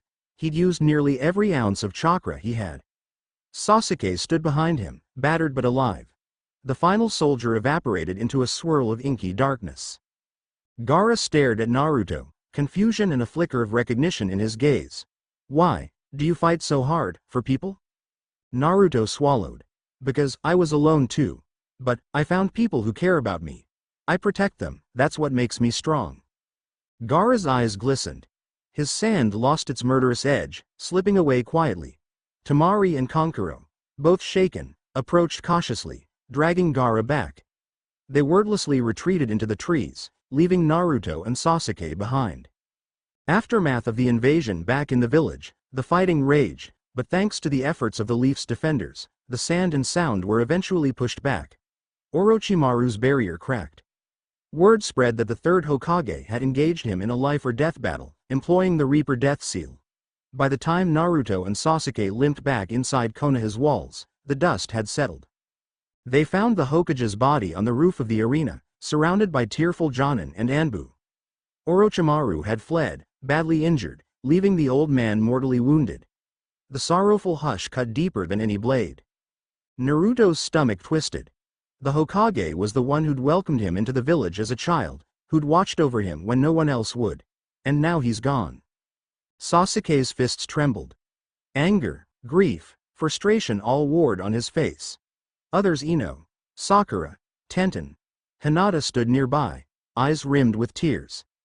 Even Gaara, Temari, and Kankuro paused on a distant rooftop, observing the final blow to the Leaf's spirit before retreating to their own homeland. Within hours, the invasion ended. Most of the sound forces scattered, their plan foiled once Orochimaru's arms and jutsu were sealed. The sand retreated, their feudal lord quickly disowning Orochimaru's manipulations. Konoha, battered and bruised, began to count its losses. Days later, mourning and resolve a solemn funeral was held for the third Hokage. Candles flickered in the gentle breeze, hundreds of shinobi bowing their heads in respect. Naruto stood among them, heart heavy. The man who had shielded him from suspicion in his earliest days, who had quietly known his secret lineage, was gone. Tsunade, another of the legendary Sannin, was named as the new candidate for Hokage, an event that took place sooner than expected due to dire necessity. Jiraiya had left to find her, bringing with him Shizune, hoping Tsunade would accept the mantle of fifth Hokage. Meanwhile, the village worked tirelessly to rebuild. Crumbling walls were patched, destroyed stalls replaced. The atmosphere remained tense, an undercurrent of fear that another attack might come. Naruto, for his part, split his time between assisting in the recovery efforts and checking on his friends. He found Sasuke training relentlessly, eyes dark with obsession. Gaara was back in the Sand Village, presumably grappling with his own demons. Sakura tried to stay close to Sasuke, worried about his state of mind, but he pushed her away. In quieter moments, Naruto tended to the bruises on his heart by spending time with those who cared about him. A few days after the funeral, Ino caught him near the rebuilt academy, pressing a gentle kiss to his cheek and hugging him tight. "You're pushing yourself too hard," she whispered. "We all lost people.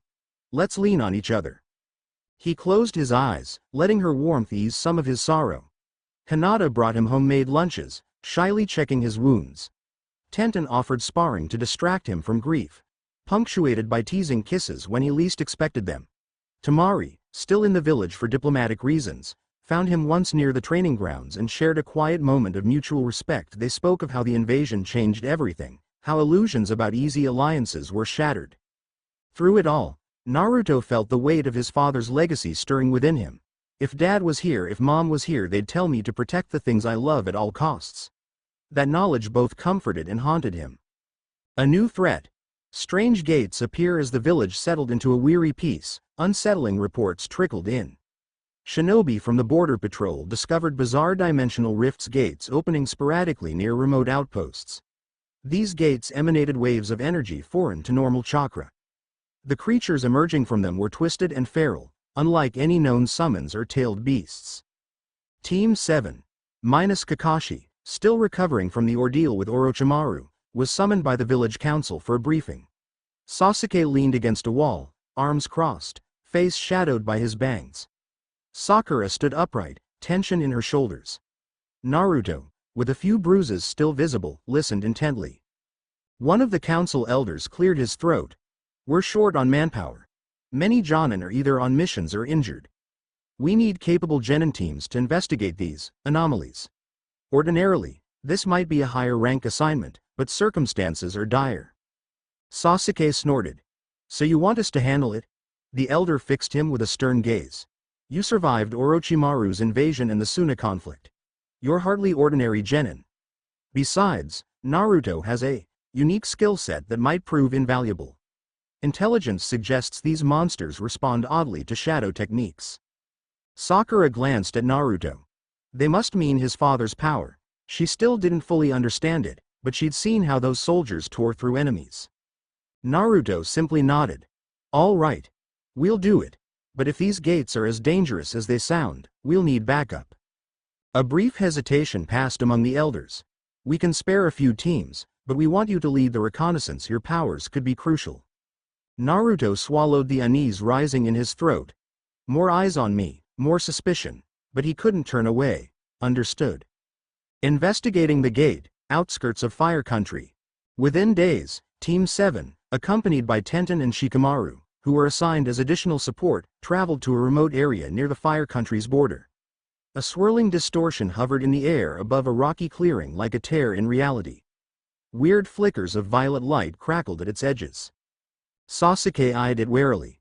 "This is the gate," Tenten approached, carefully unrolling a summoning scroll. "I've never seen anything like it. Are we just supposed to go inside?" Shikamaru frowned, hands in pockets. The instructions were to observe, maybe probe it, not to wander in blindly. But before they could decide, the gate pulsed, rippling outward. Something emerged, a hulking beast covered in obsidian-like scales, eyes glowing red. It roared, shaking the clearing. Tenten jumped back, hurling kunai. Shikamaru cursed, diving for cover. Sakura stood her ground, heart hammering. Naruto stepped forward, summoning a shadow soldier on instinct. "All right, big guy, let's see how you handle this." The soldier lunged, blade slashing at the creature's forelimb. The monster roared, swiping with a massive claw. Sasuke circled behind, charging up a Chidori. The beast's thick scales deflected the initial strike. "Damn it," Sasuke snarled, the curse mark stirring. Tenten tossed a barrage of specialized kunai from her scroll, some exploding on impact. Smoke billowed, but the beast remained, though wounded. Sakura clenched her fists, focusing her improved chakra control to land a precise blow on the beast's leg. Her punch cracked some of the scales, causing the creature to stagger.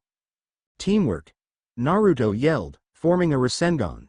"Let's do this." Shikamaru pinned the monster's shadow with his own technique, momentarily immobilizing it. Sasuke and Tenten hammered it with combined weaponry, while Naruto dashed in for the finishing strike. The Rasengan's swirling energy tore through the beast's chest, sending it collapsing in a heap. They stepped back, breathing heavily. Shikamaru frowned at the carcass. Troublesome, that thing could have torn through a smaller squad. Sakura eyed the gate, which still crackled ominously. There might be more inside. Naruto nodded grimly. "We can't leave it as is. Either we find a way to seal it, or we risk more monsters coming out." Sasuke, panting, glared at the swirling rift. "Then let's go in." Everyone paused, tension prickling. Tenten swallowed, glancing at Naruto. "You sure? We don't know what's in there." Naruto closed his eyes, remembering fragmented dreams of another dimension, dark castles, hordes of monsters bowing to the Shadow Monarch. Maybe this is connected to my heritage." He exhaled. "I'll go. I need answers." Sakura's brow knitted. "We're not letting you go alone." Shikamaru scratched his head. "TCH, this is such a drag, but I guess that's what friends are for." Tenten just gave him a confident nod, a spark in her eyes. "Count me in." Sasuke let out a frustrated grunt. "Let's get this over with." They approached the gate cautiously. The swirling boundary crackled with energy, a shimmer of purple and black. Naruto took a deep breath and stepped forward. Inside the gate, a new battlefield, a swirl of disorienting color enveloped them. One moment, they were in the rocky clearing. The next, they stumbled onto a cold, barren plateau under a pitch-black sky. Craggy pillars loomed in every direction, and a fortress-like structure dominated the horizon. The air felt heavy, suffused with an unfamiliar power, neither chakra nor natural energy. "Where are we?" Sakura whispered.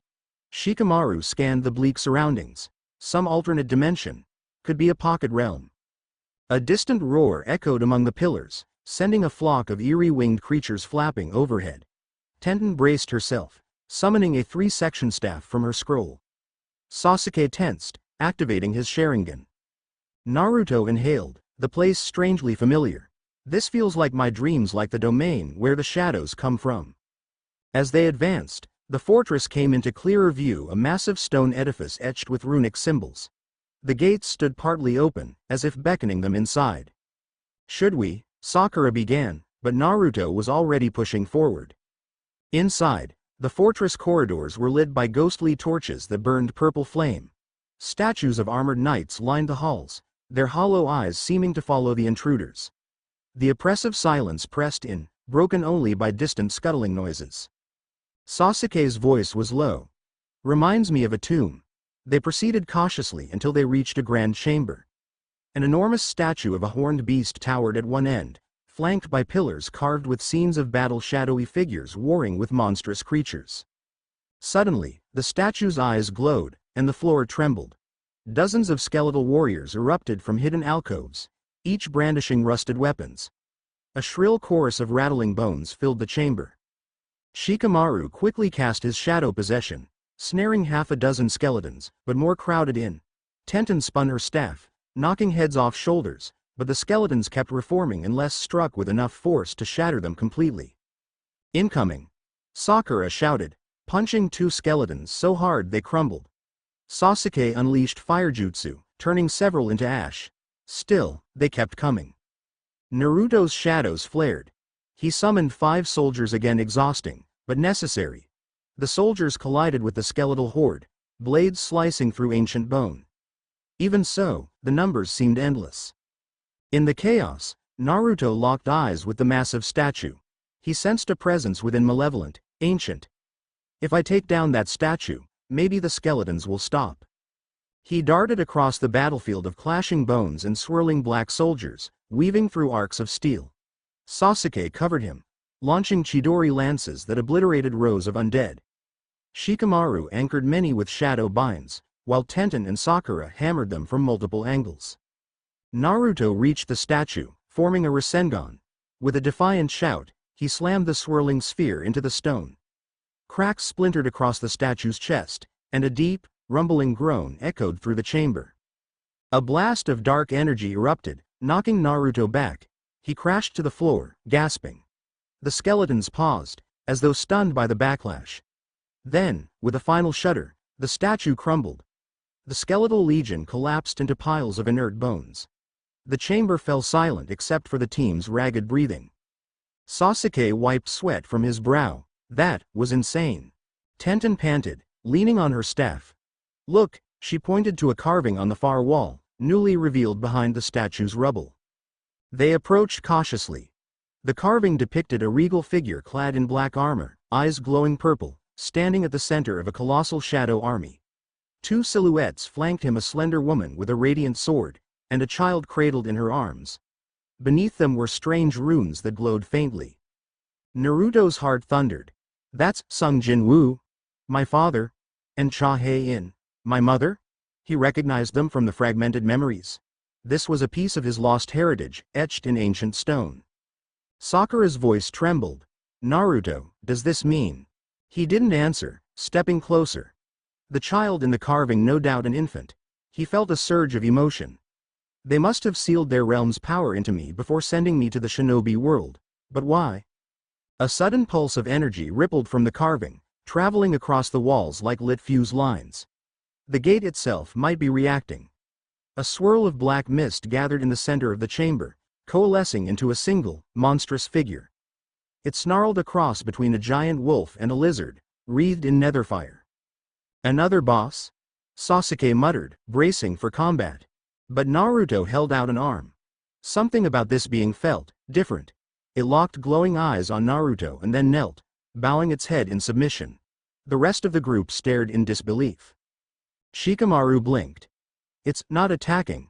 Tenten ready to kunai, but Naruto waved her off.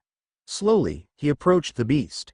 It remained bowed, as though recognizing him as its monarch. Is this the gate's guardian, accepting me because I carry the Shadow Monarch's blood?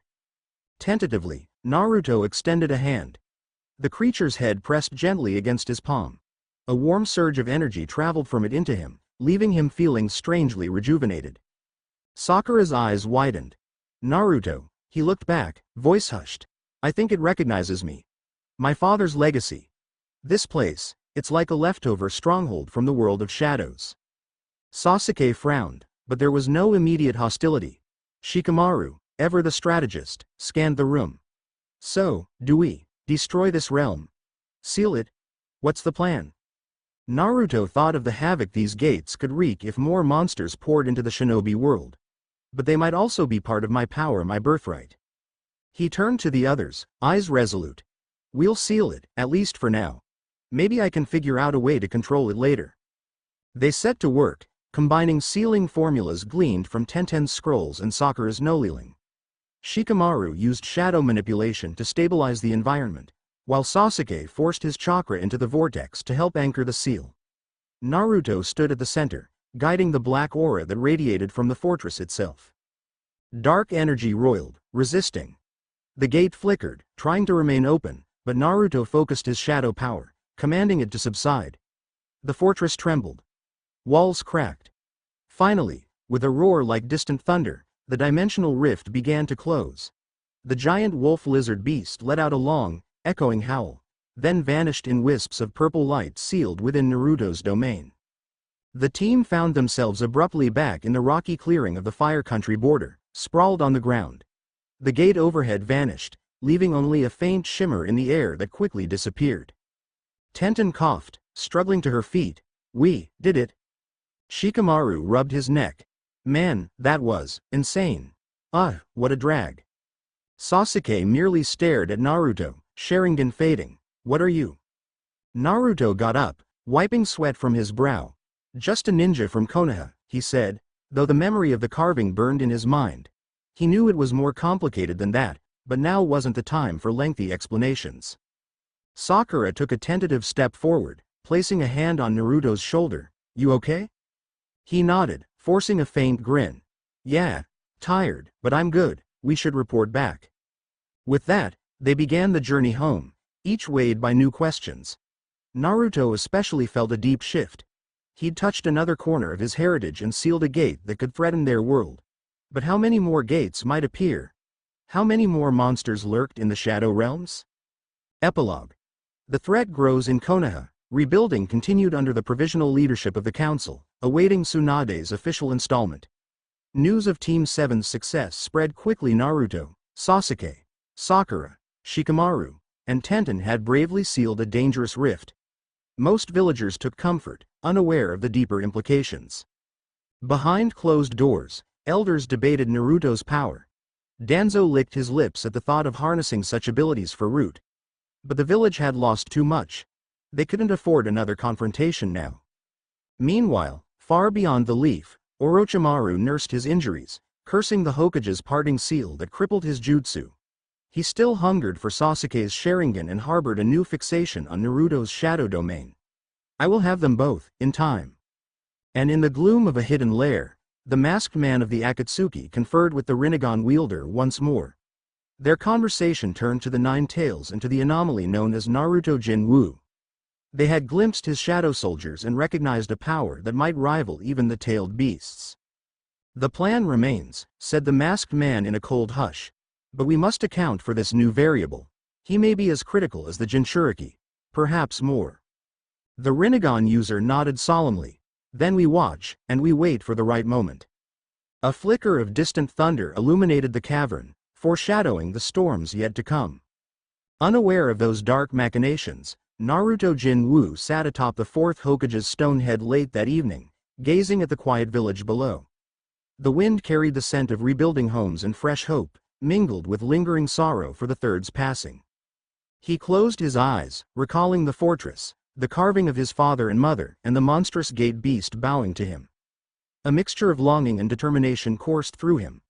"I will protect this place, my home, and I'll uncover the truth of my powers." A swirl of shadow flickered at his side, forming a small soldier that knelt silently, waiting for orders only its monarch could give. Naruto breathed in the night air, letting a faint grin tug at his lips. Even if he was different, part shinobi, part Shadow Monarch, he had people who believed in him, a harem of caring, and sometimes competitive, women who drew out his humanity, and friends who stood beside him no matter how strange his path became. And for now, that was enough. End of Chapter 4. Chapter 5. Godlike Ascension and the Future Looms. Night fell softly across the Hidden Leaf Village, its lantern-lit streets crowded with shinobi and civilians working to rebuild. Fractures from the recent invasion still scarred the walls. Some structures remained in partial ruin, testifying to the chaos Orochimaru and his allies had unleashed. Yet hope persisted. People talked about the newly inaugurated 5th Hokage, Lady Tsunade, who had just returned and taken up the mantle of leadership in the wake of the third's passing. From his vantage point atop the rooftops, Naruto Jin-Woo surveyed the village. Wind ruffled his blonde hair. Faint traces of black aura flickered around his fingertips, as though restless to be unleashed.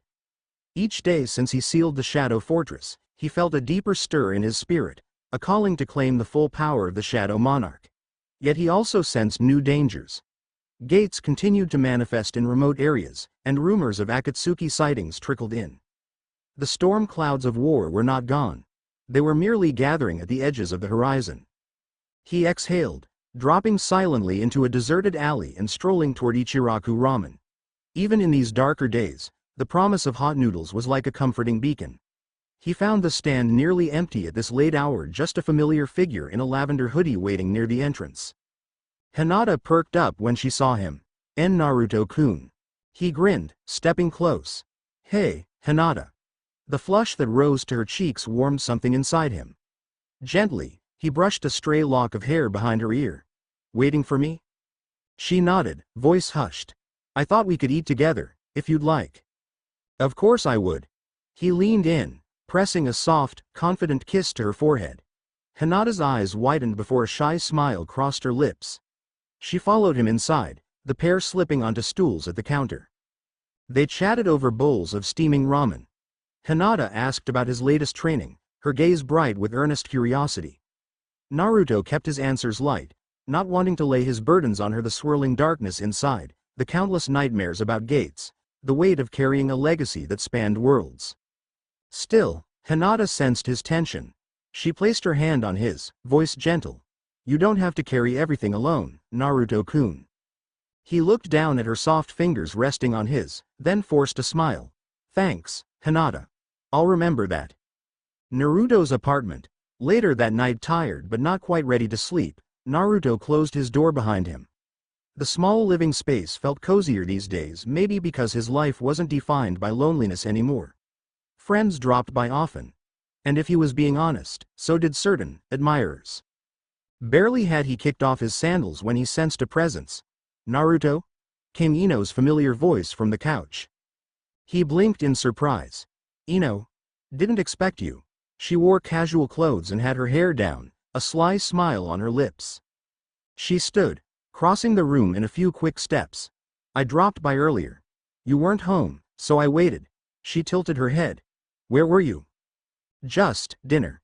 He didn't elaborate. Ino likely guessed with whom. Her gaze flickered, and something like amusement passed over her face. Dinner, huh? With her? Before he could answer, Ino pushed him gently against the wall, leaning in. I guess that's fair. I can't exactly hog you all to myself, though maybe I'd like to. Naruto let out a low chuckle, sliding his arms around her waist. He didn't deny anything. I didn't think you minded competition. She arched a brow. Competition can be fun. Then she pressed her lips to his in a slow, heated kiss. He responded without hesitation, the day's stress melting as they shared that electric closeness. Ino pulled back after a fung with playful hunger. I'd keep going, but I need a tiny bit of rest too. Let's not wear you out before your next mission. He laughed softly, guiding her to the couch. You act like I'm fragile. Trust me, I can handle it. His shadow flickered at their feet, mirroring his rising pulse. Ino smirked, noticing the dark swirl. Your powers are showing, she teased, pressing closer. Guess that means you like this. Naruto answered by claiming her lips again, losing track of time in that haze of warmth and confidence. Eventually, when both were thoroughly breathless, they curled together, letting the quiet comfort of the moment envelop them. Next morning, Hokage's office sunlight streamed through the windows as Naruto, Sasuke, Sakura, Tenten, and Shikamaru stood before Tsunade's desk. Shizune hovered nearby, holding a clipboard. The new Hokage scanned the group with sharp amber eyes.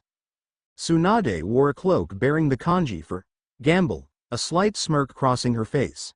I've heard about your exploits, sealing a gate at the border, surviving Orochimaru's invasion. Her gaze zeroed in on Naruto. And you Naruto Jin-Woo. Jiraiya wouldn't shut up about your unique condition. Naruto mustered a respectful nod. I do what I can.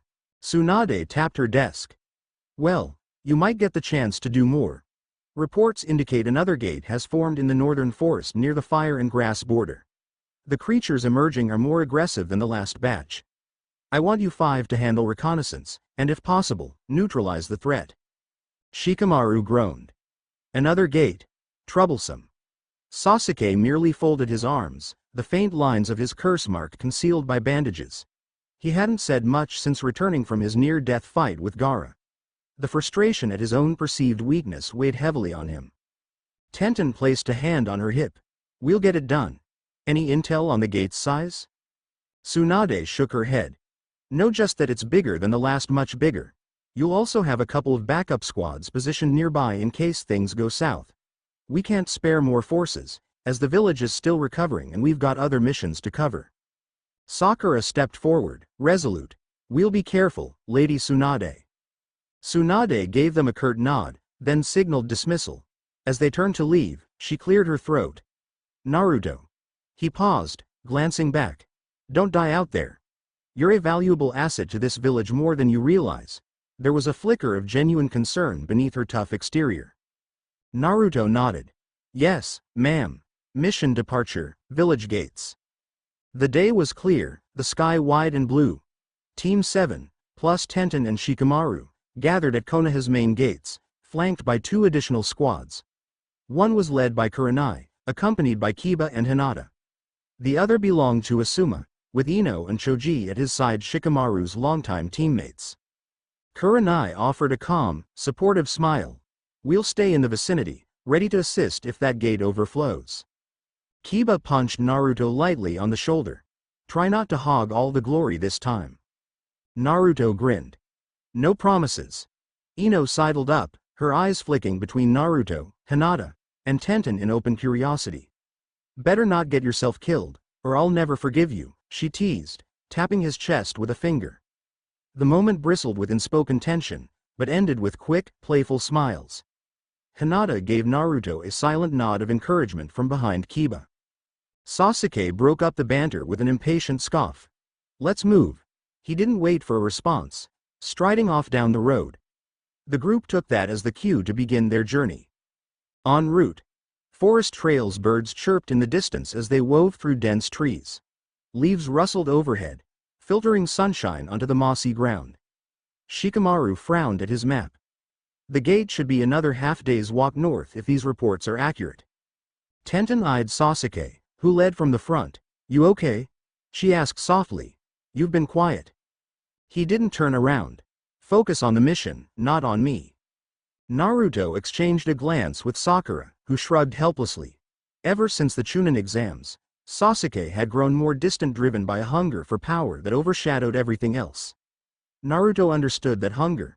He had his own monstrous well of power, but it came at a price he wasn't sure Sasuke grasped. They continued in tense silence until a sudden rustling ahead made them freeze. Weapons drawn, they prepared for an ambush, but it was just a lone scout from one of the forward squads. The scout panted, eyes wide. "It's open, the gate is massive, and creatures are spilling out. We need backup now." Shikamaru cursed under his breath. Tenten gripped her scroll, adrenaline surging. Sasuke, lips curling, set off at a sprint, calling back, "Hurry up." Naruto's heart thudded. Another gate, and bigger than before. The shadows inside him quivered with anticipation, ready to be unleashed. Gate encounter. Northern clearing. When they arrived, the sight made the last gate look tiny by comparison.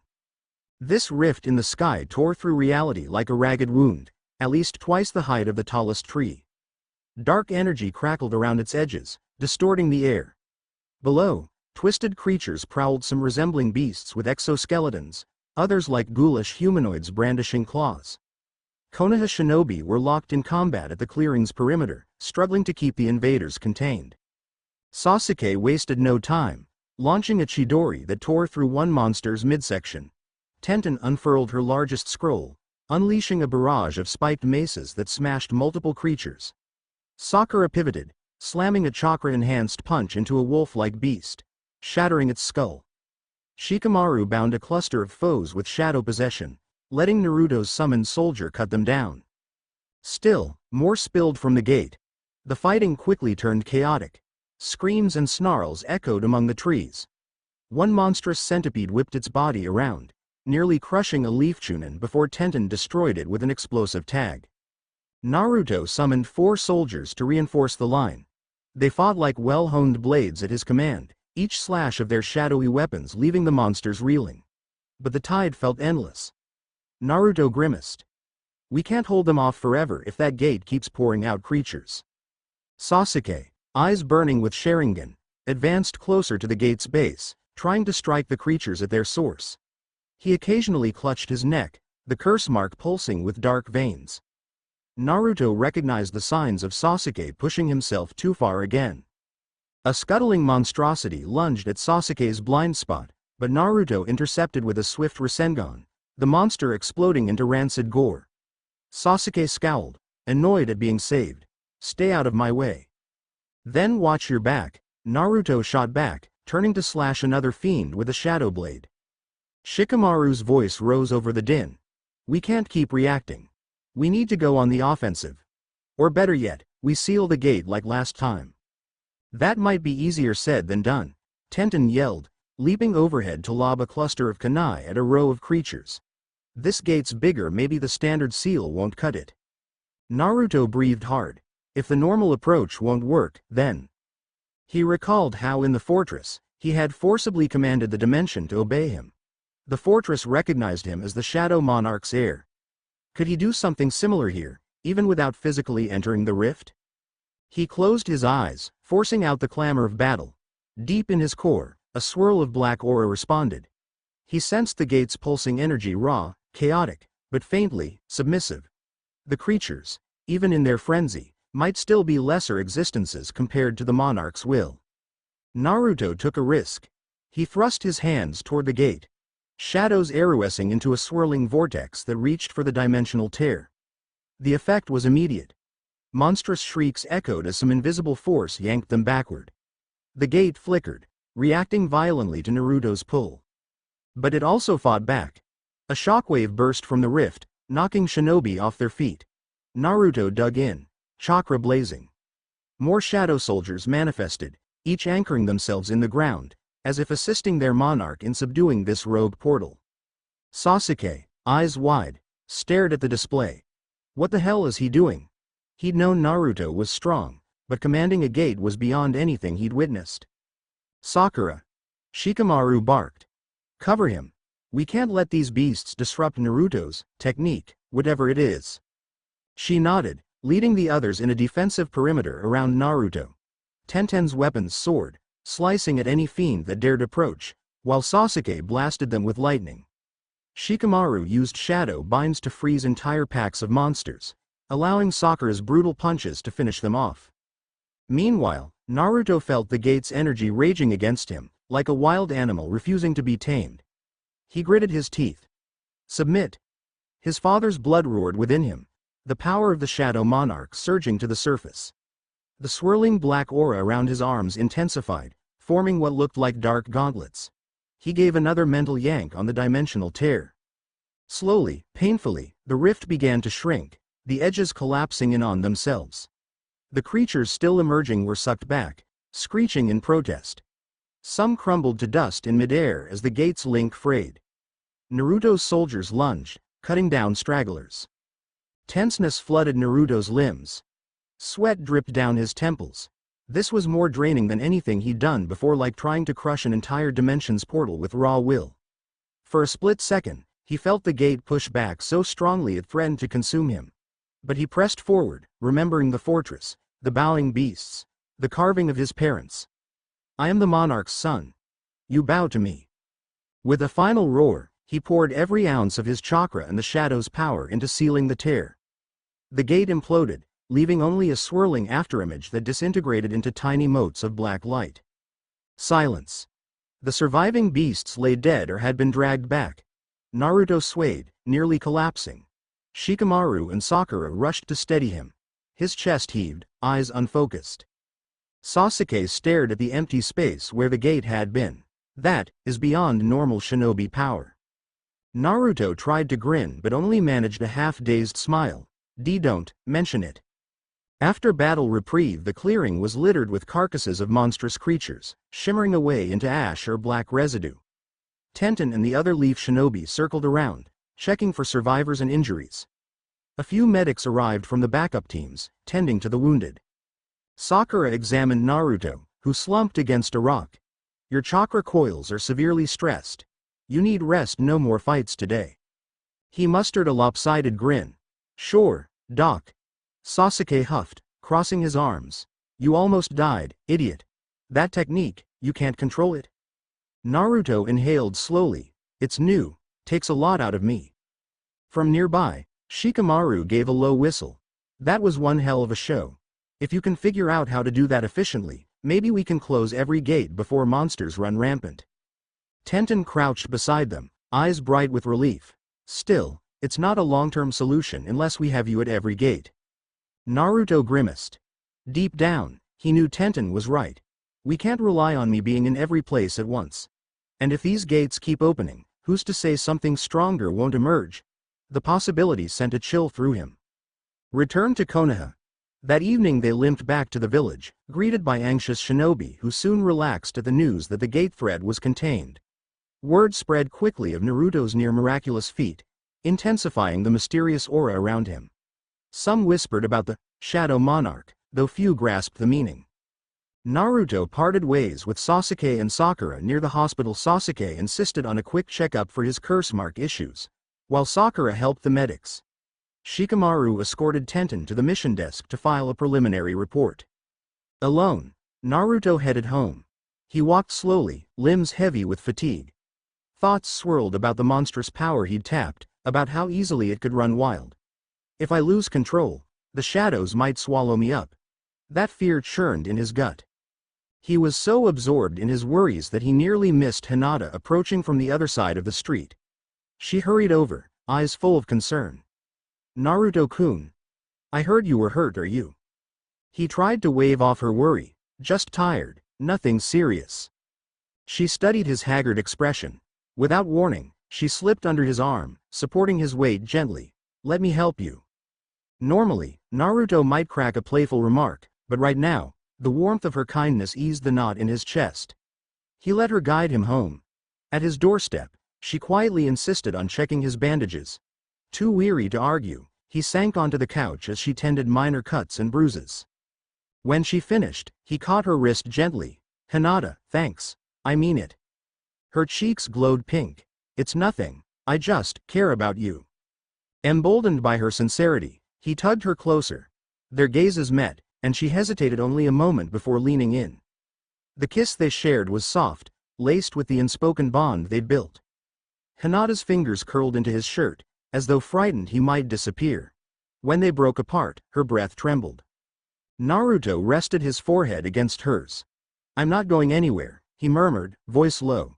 She nodded, tears at the corners of her eyes. For a long moment, they stayed that way, two souls seeking solace in each other's presence. Coup rumblings. Within Konoha 2 days passed. Naruto recovered rapidly, spurred by youthful vigor and the odd synergy of his shadow powers. However, tension loomed over the village. Danzo, the old war hawk, was rumored to be gathering root operatives, pushing for stricter control of any dangerous assets.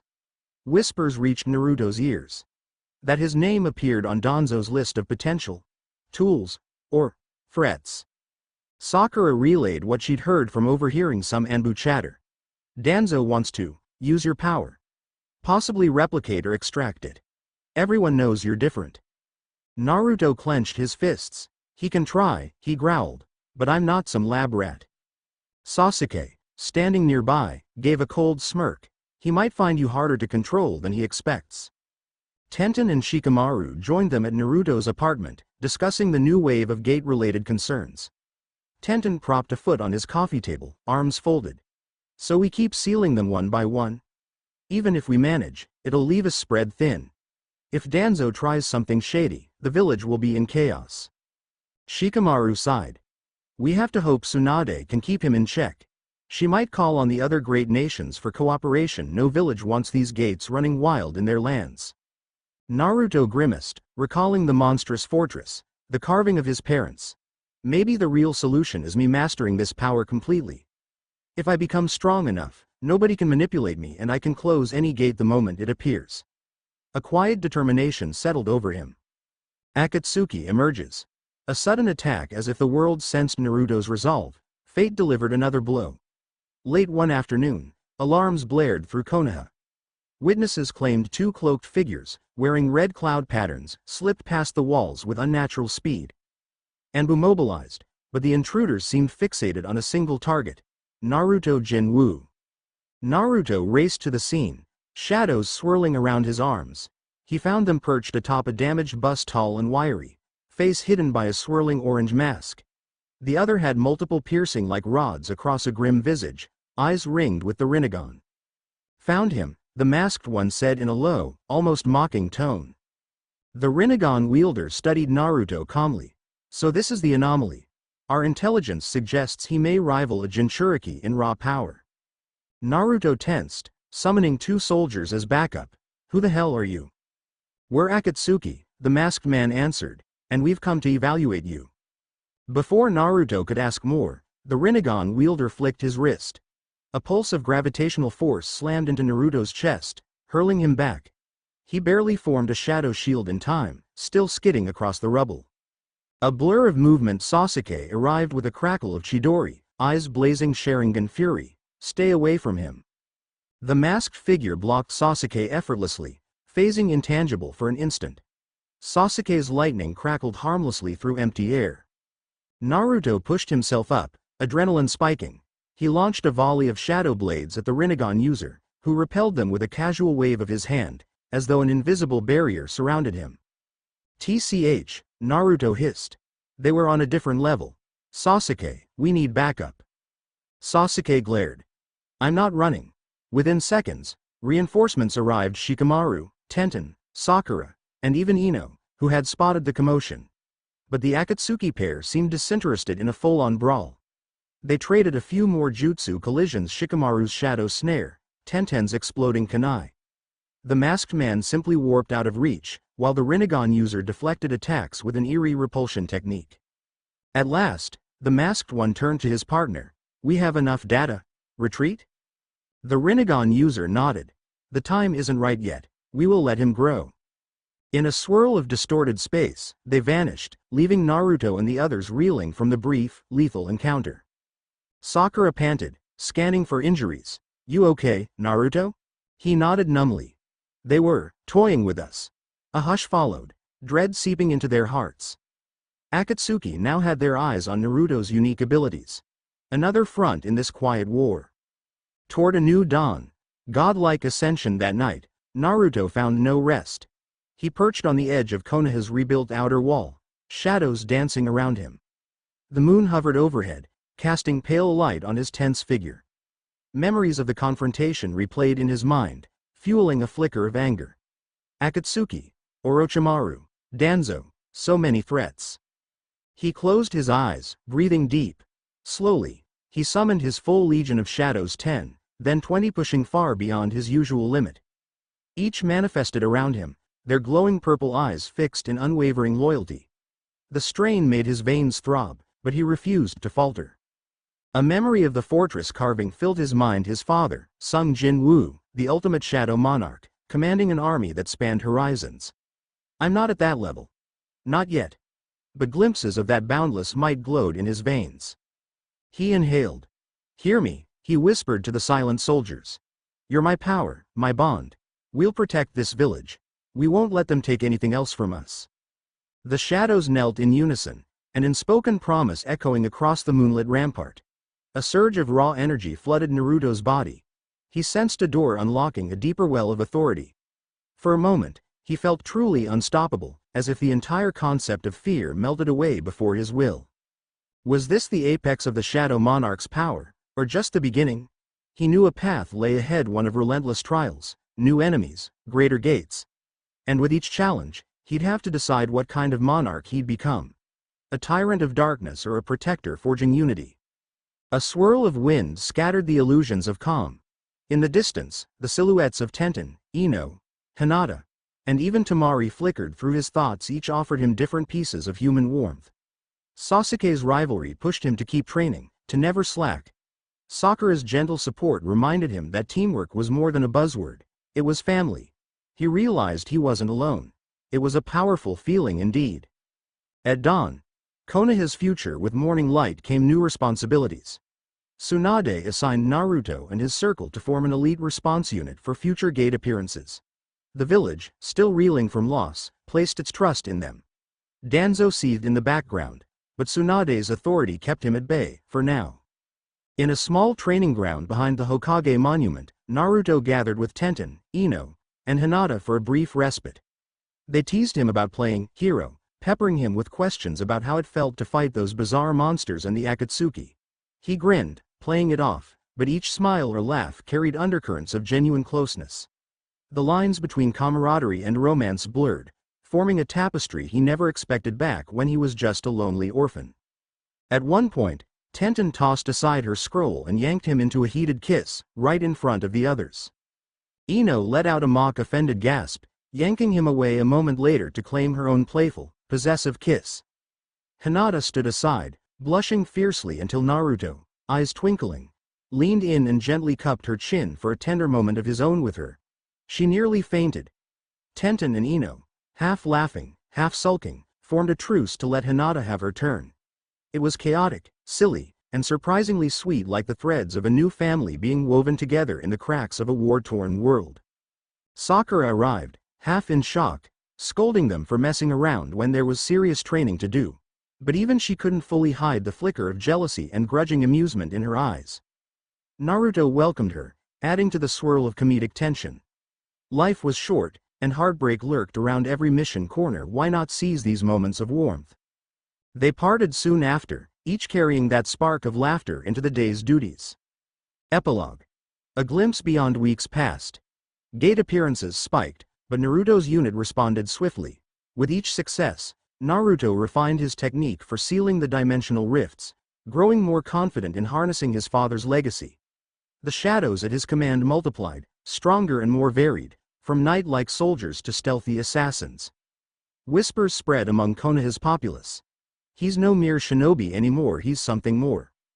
Meanwhile, Orochimaru licked his wounds in a hidden lair, stewing over his failures and the new dimension of Naruto's power. Sasuke, still in Konoha, felt the pull of the curse mark and dreamed of revenge against Itachi. Akatsuki watchers lurked in the darkness, analyzing each gate closure, biding their time to strike. Though battered, the Leaf Village marched on. The fifth Hokage steered the reconstruction, forging new alliances with the sand. Danzo prowled in secret, plotting to claim or control Naruto's unstoppable shadow might.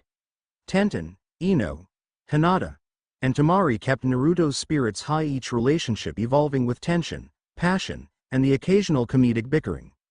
Sakura and Sasuke navigated their complicated bonds, sometimes at odds, sometimes united by old Team 7 memories. One starlit evening, Naruto stood atop the Hokage monument, gazing at the faces carved in stone. Tsunade's visage was newly added, though scaffolding still framed the partial carvings. He traced a thumb over the faint presence of the fourth Hokage's likeness, his birth father's seal overshadowed by the knowledge that Sung Jin-Woo, another father, granted him a power from beyond this realm. He closed his eyes. I'll become Hokage someday, my own way.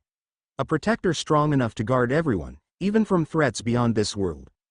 The shadows at his feet stirred, a silent chorus of loyalty. As if in response to that vow, the wind carried a distant thunder, hinting at storms brewing on the horizon. More revelations about his heritage. Yet he refused to yield to fear. Naruto Jin-Woo, son of Sung Jin-Woo and Hae-In, smiled at the moonlit skies. Bring it on, he thought. With the might of a shadow army at his beck and call, and the unwavering bonds of his harem and friends, he stepped forward, ready to face all that loomed ahead. Because this was only the beginning of his legend, a legend that would one day shake not just the shinobi world, but every realm where shadows dared to tread. End of Chapter 5.